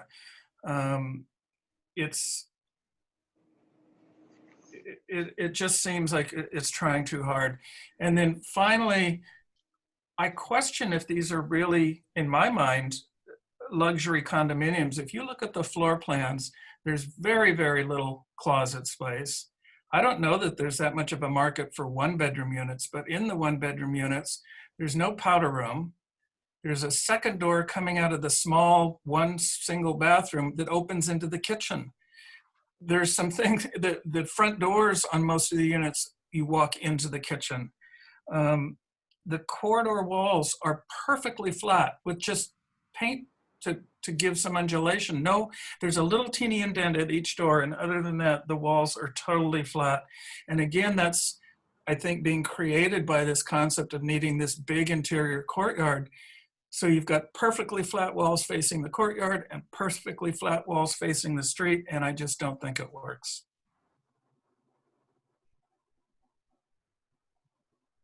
I'll comment on that. I thought that, Tom, if I can chat Yes, here. yes, Sean. Yep. I felt like I was having a difficult time putting some of this to words, but the ganging of the glass, the aluminum railing system, particularly with this continuous bottom rail and top rail and clear anodized, the way it's being shown or called out, it just seems like although the building's simplified, it feels and looks to me a little bit more like a hospital and less like something that fits in with what we were trying to move towards the direction of in Palm Springs here. It'd be something complementary. So I wonder, Tom, if that kind of nails it, where maybe some undulation in the facade and maybe less focus on that interior courtyard in terms of creating that real estate there, that open exterior space. I think what you were offering was a compromise that would be less important than would that maybe some of the undulation in the facade on both the street and interior sides of the building might provide. Yep. Mm-hmm. I'll agree with that. I didn't. It felt like many of the materials, Tom, and I think you were pointing out that they appear in plan view and look in facade like it's all just very flat and uninteresting. And I think that's where I was going with the questions of some of these materials. Much of it looks like just painted plaster. And you can see that on this plan here that just not a lot of interest there. And I know we've asked them to simplify, and I think they've done that, but I'm not sure that we were asking for 100% glazing either on some of these facades. And I think the screens are going in the correct direction. I'm not sure. The trash, however, it didn't seem to bother me. I felt like the tree in the landscape area just outside this access door is actually a nice way to screen that a little bit and from the street. And so it might be an inconvenience for the logistics of getting trash and movers in and out of there. But I felt like the opportunity for some landscape to screen that was an enhancement. The removal of the shade structure, I'm not sure that was an enhancement to me either. I felt like maybe that was an opportunity to, instead of having something very generic and or lacking of character in the material, was an opportunity to maybe warm up the materials there and create something that felt more warm and organic. So I'm thinking that maybe they could go in the direction of some warmer wood tones, and including with the furniture, and create some more like Zen spa-like atmosphere out there, rather than giving the opportunity for randomly placed umbrellas and things like that. I think would tend to have a negative effect on that large balcony area. That's all I have. Thank you, Sean. Sure. Who is next? It looks like John Walsh. Sure. I think I'm going to kind of build on a couple comments that were made there. I can appreciate the delta difference of some of the details that have been addressed and developed. I'm intrigued over the stacking solar panels. I think that they respond, and a key thing is that they give user control of exactly what they're going to do and how they are home or not home and using their unit. All of those refinements seem to hit the target. But the larger problem, the root problem for me, is the basic building massing.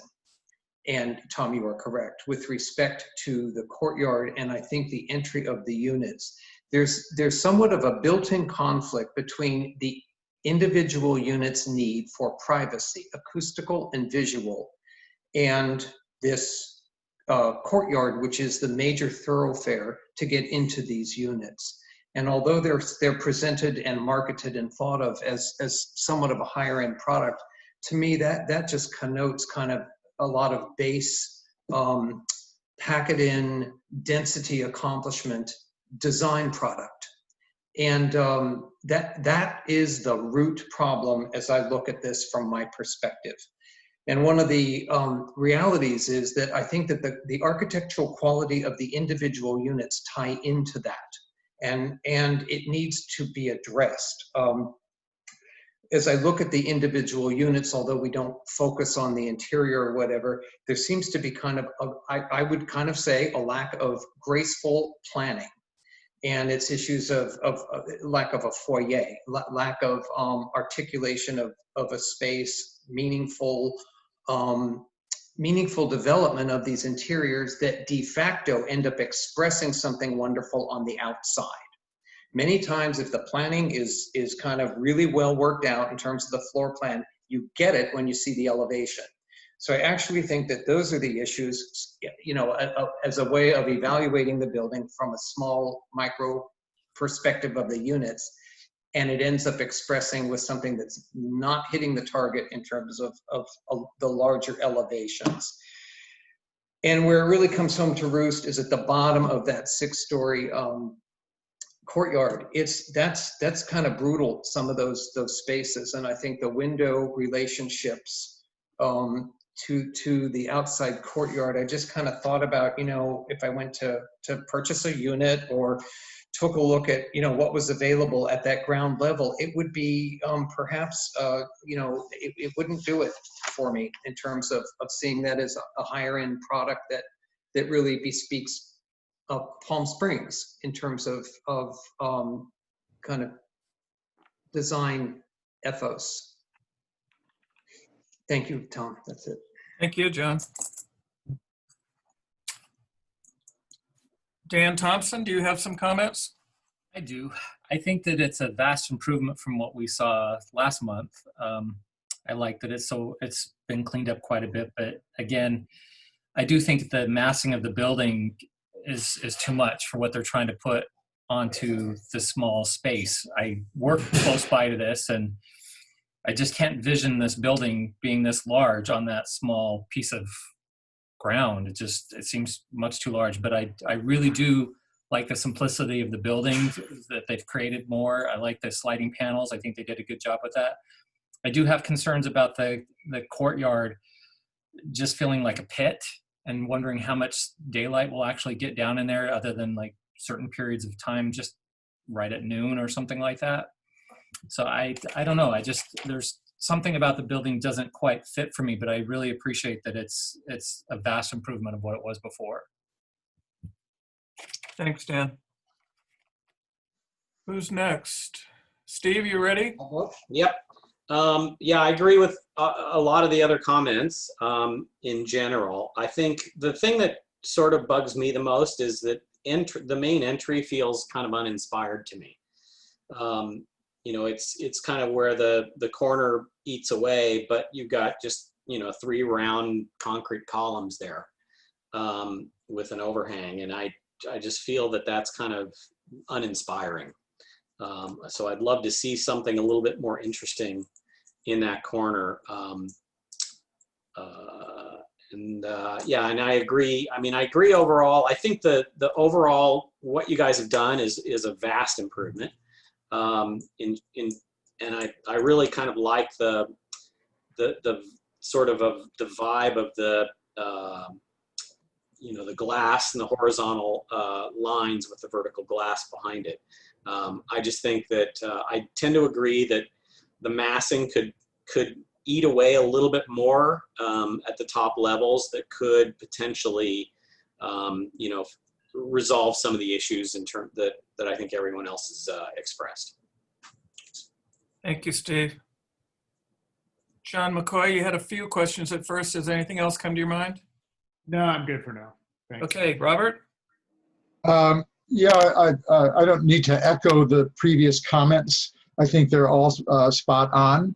I have a I agree that this is a vast improvement, and I appreciate the team working so diligently within a month's time to create this.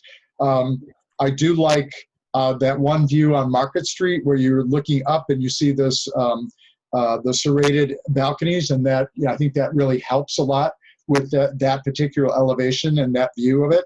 But it comes really back down to the courtyard, and I think proportionately the reality of having a 6-story courtyard with the dimensions that are currently being proposed is just going to be a disaster. It's not going to be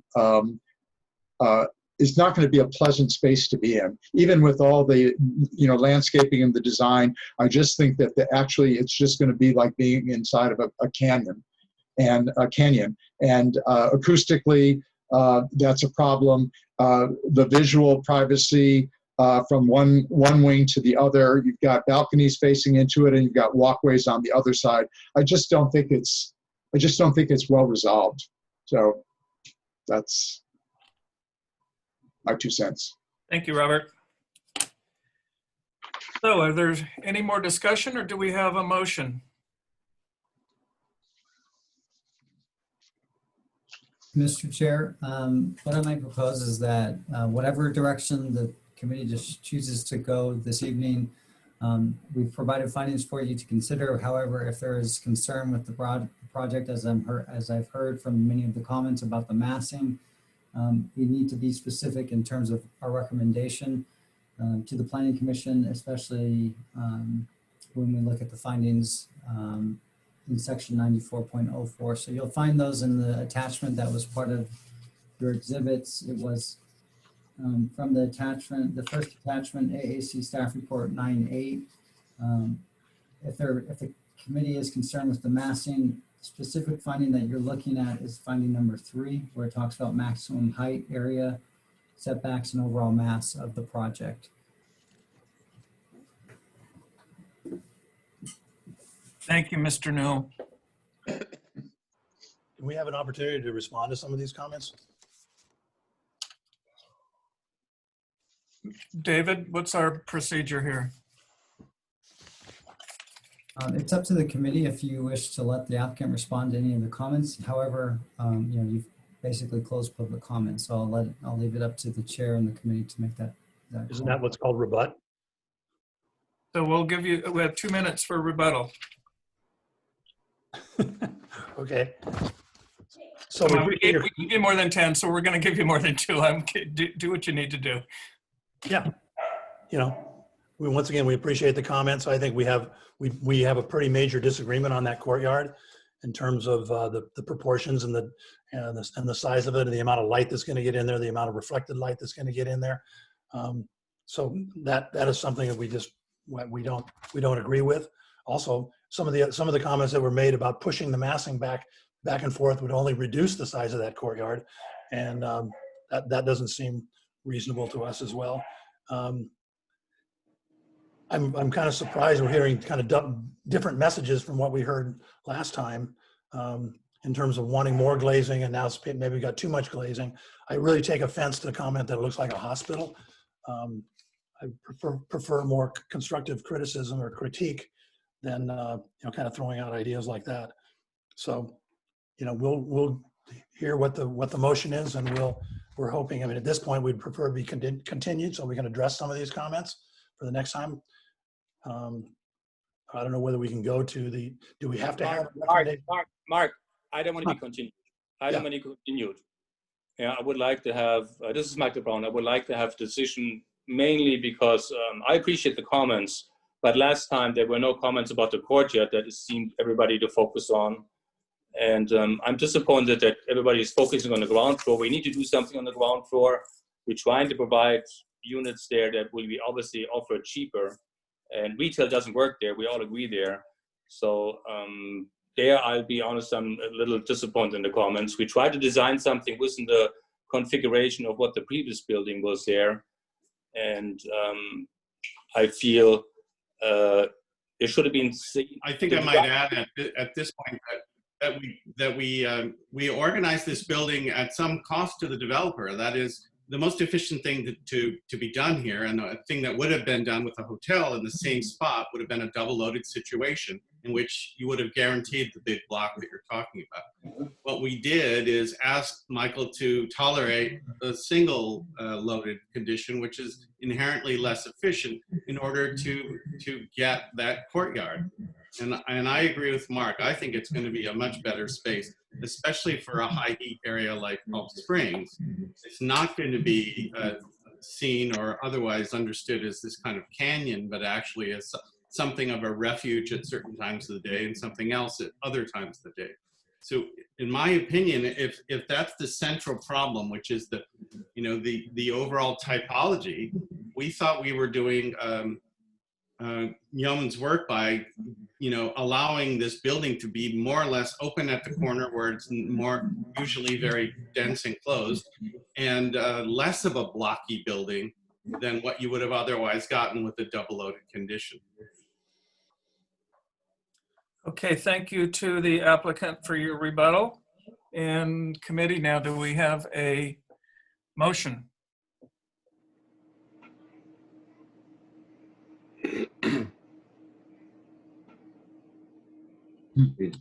I know it's a tough one. A lot of things to consider.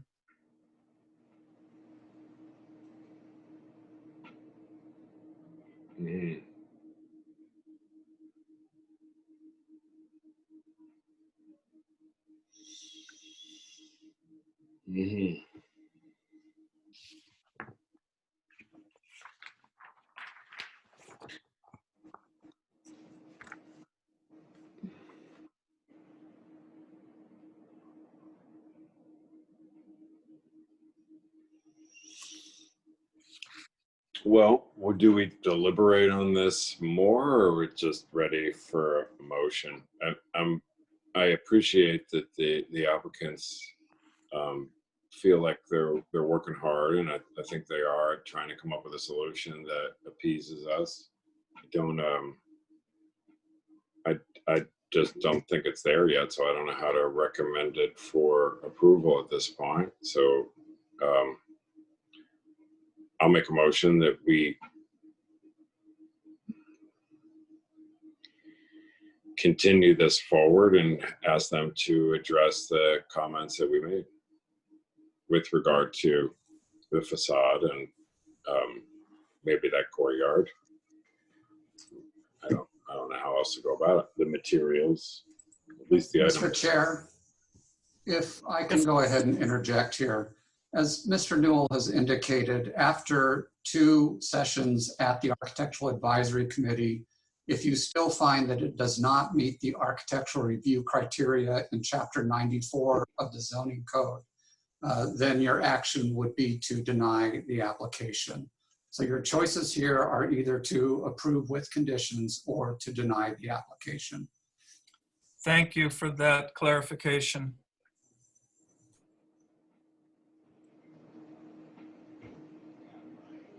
Sean, do you want to try again? Well, I think we're in agreement that we're not recommending. I'll make a motion that we deny the application with the comments that we outlined.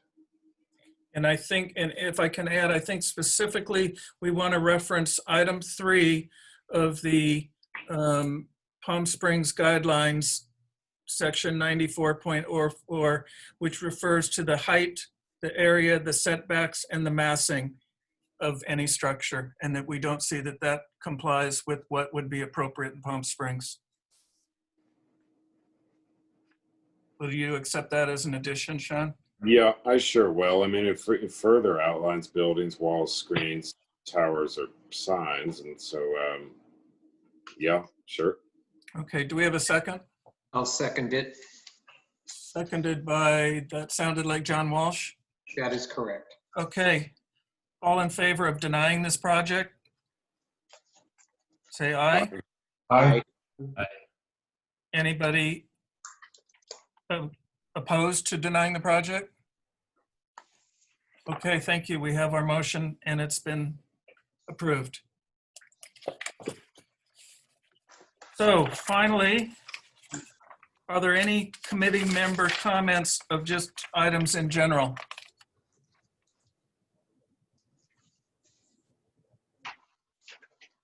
Do we have any staff member comments of recommendations for things coming ahead or anything in general? Yes, Mr. Chair. So our next meeting is October 19th. At this time, it looks like we have 4 items, which one of which we anticipate the Brunel residents coming back, but as we noted today, that was continued to a date uncertain, so that may or may not be back before you. Another is a sign program for Margaritaville potentially, and potentially the Destination Ramon project. So there's a few items that we're looking at for your next meeting. Okay, thank you. And thank you for organizing this one so well, made it easier for us. Okay, I say that we are adjourned at 8:03. Thanks, everybody. Thank you. Good night.